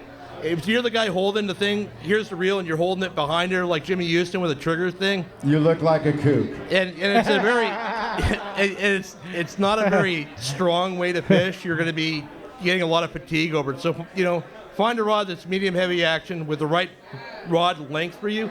I actually be going BD Outdoors. I wrote a couple of articles about rod building, but a lot of it talks about finding a rod. I think it's the second installment.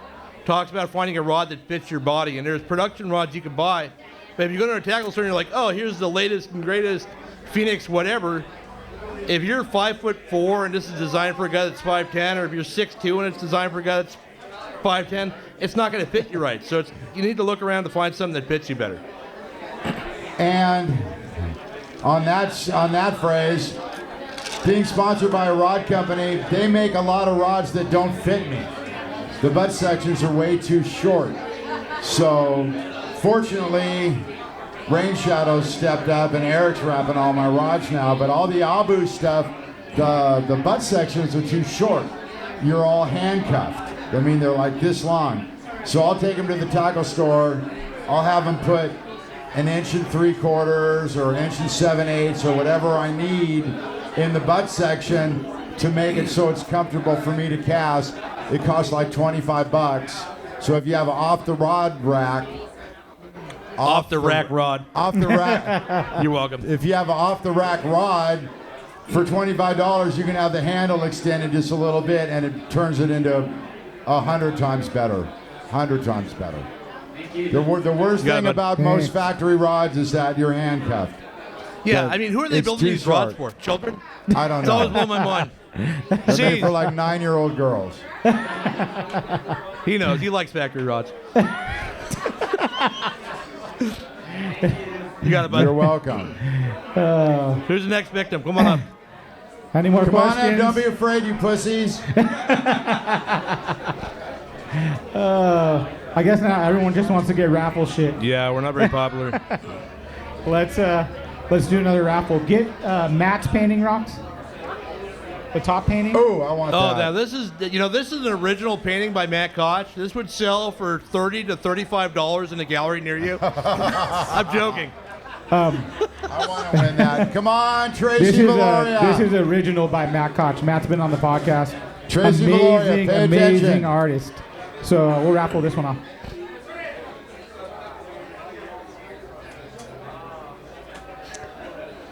Seven, 2, 3, 2. 7, 2, 3, 2. 7, 2, Oh, nice. 3, 2. Hey. Someone that will appreciate it. Sick. Nice. Yeah, you win all the time, bro. He won. Randy won one of the first raffles, the Ballast Point one. Yeah. Hey, the comedian's here, guys. Gary Reyes. Hey, Gary. Hey. Yeah. Let's talk about last week's podcast.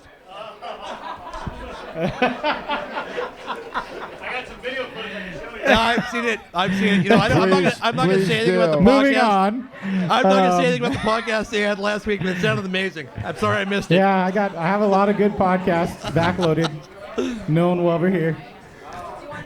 Oh, you want to know the best surface reel for what? I can stand up there and ask questions all fucking day. What kind of knot do you tie? What surface reel do you use? What's your favorite surface iron? How about, well, my question, I like throwing the jerk shad a lot. I invented the fucking jerk shad. That's what I was going to say. Let's talk about the jerk shad. I mean, I see a lot of videos. Fucking jerk shad is like money. Yeah. Nothing can beat it. Now, if you're having... Yeah, no more 7-inch. About Australia right now. I will tell you, I order all my 7-inch jerk shads from Australia. They cost me, I got 12 packs last week, 12 different packs, 8 in a pack. It was $86 US. It was $100 and something Australian. But they circle counterclockwise when they sink. It takes like 10 days to 2 weeks to get here. But they have colors that you guys have never even seen. And the thing that sucks so hard is that they make all the jerk shads in Spirit Lake, Iowa. But they won't sell them in the United States because the sales are low. Really? So they send them all to Australia because that's where they buy the shit out of them. Yeah. I love them. And Jeff They're the best thing. Jeff Leeson got me 7-inch on jerk my shad, PB. half-ounce owner sled head, and you're golden. What you got there, buddy? I can't tell you how many tournaments that my wife and I have won on those things. You gotta call somebody, or what are you doing? I'm looking for where the fucking place is. Is that one of those Roombas? I see from. commercials for that on TV. Your package has arrived. Let's do another raffle. I'm going to let Erik pick this one. Yeah. Here you go, Erik. Jimmy, you're killing the vibe here, buddy. No, I'm not. Yeah. Okay. Melbourne, 166. Australia. Pipe down. 166. What is it? 166. 166. Hey, there we go. Oh, why is he going to the bar? He's Oh, going to there get you go. tickets.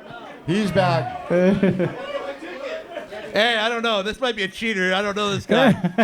Good job, buddy. Here you Pick the go. ticket. Let's take a picture real quick. Yeah. You pick the Over here. ticket. Right in the middle. All right. There you go.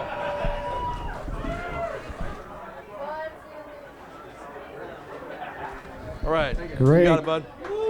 7-inch jerk shad, 20-pound test, 30-pound braid, My favorite. 7-11 rod.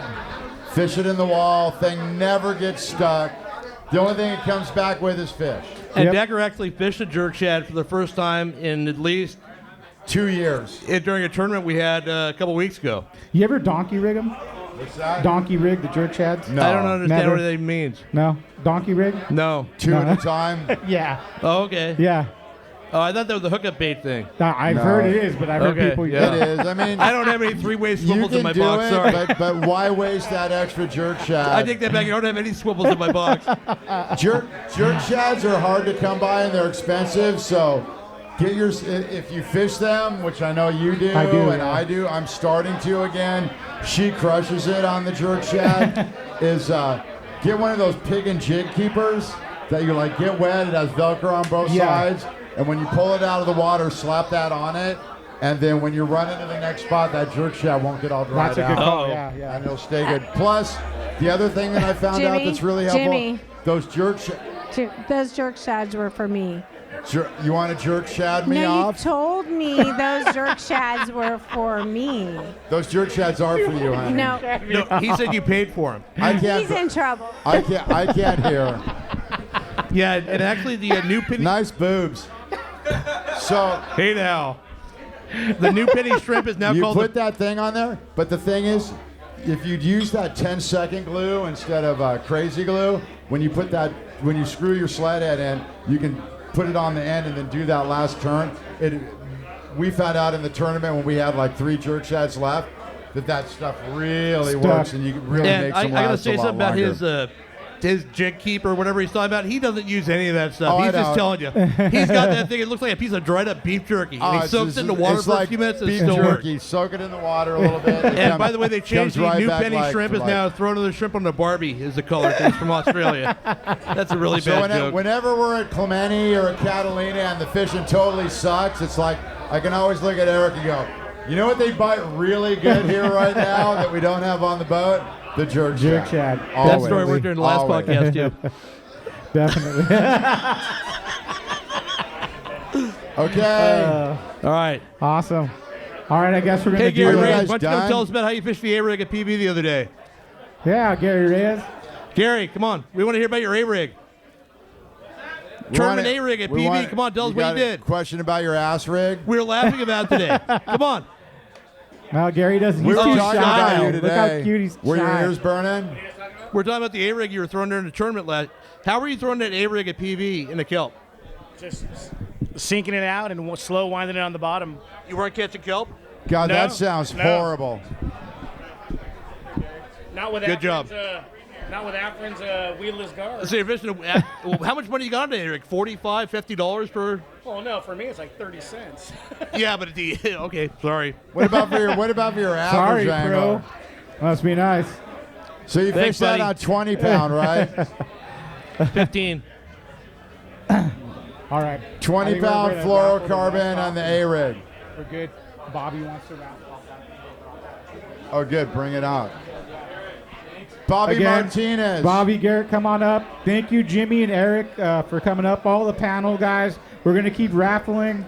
We're going to keep raffling. Yep. Thanks for hanging out. Thanks for everyone that showed up. Thanks for listening to the podcast. Give us 5 stars. That's all we ask for. Thanks to all the sponsors. Thanks to Todd from Taco Surf. Appreciate it, man. And listen to the podcast later.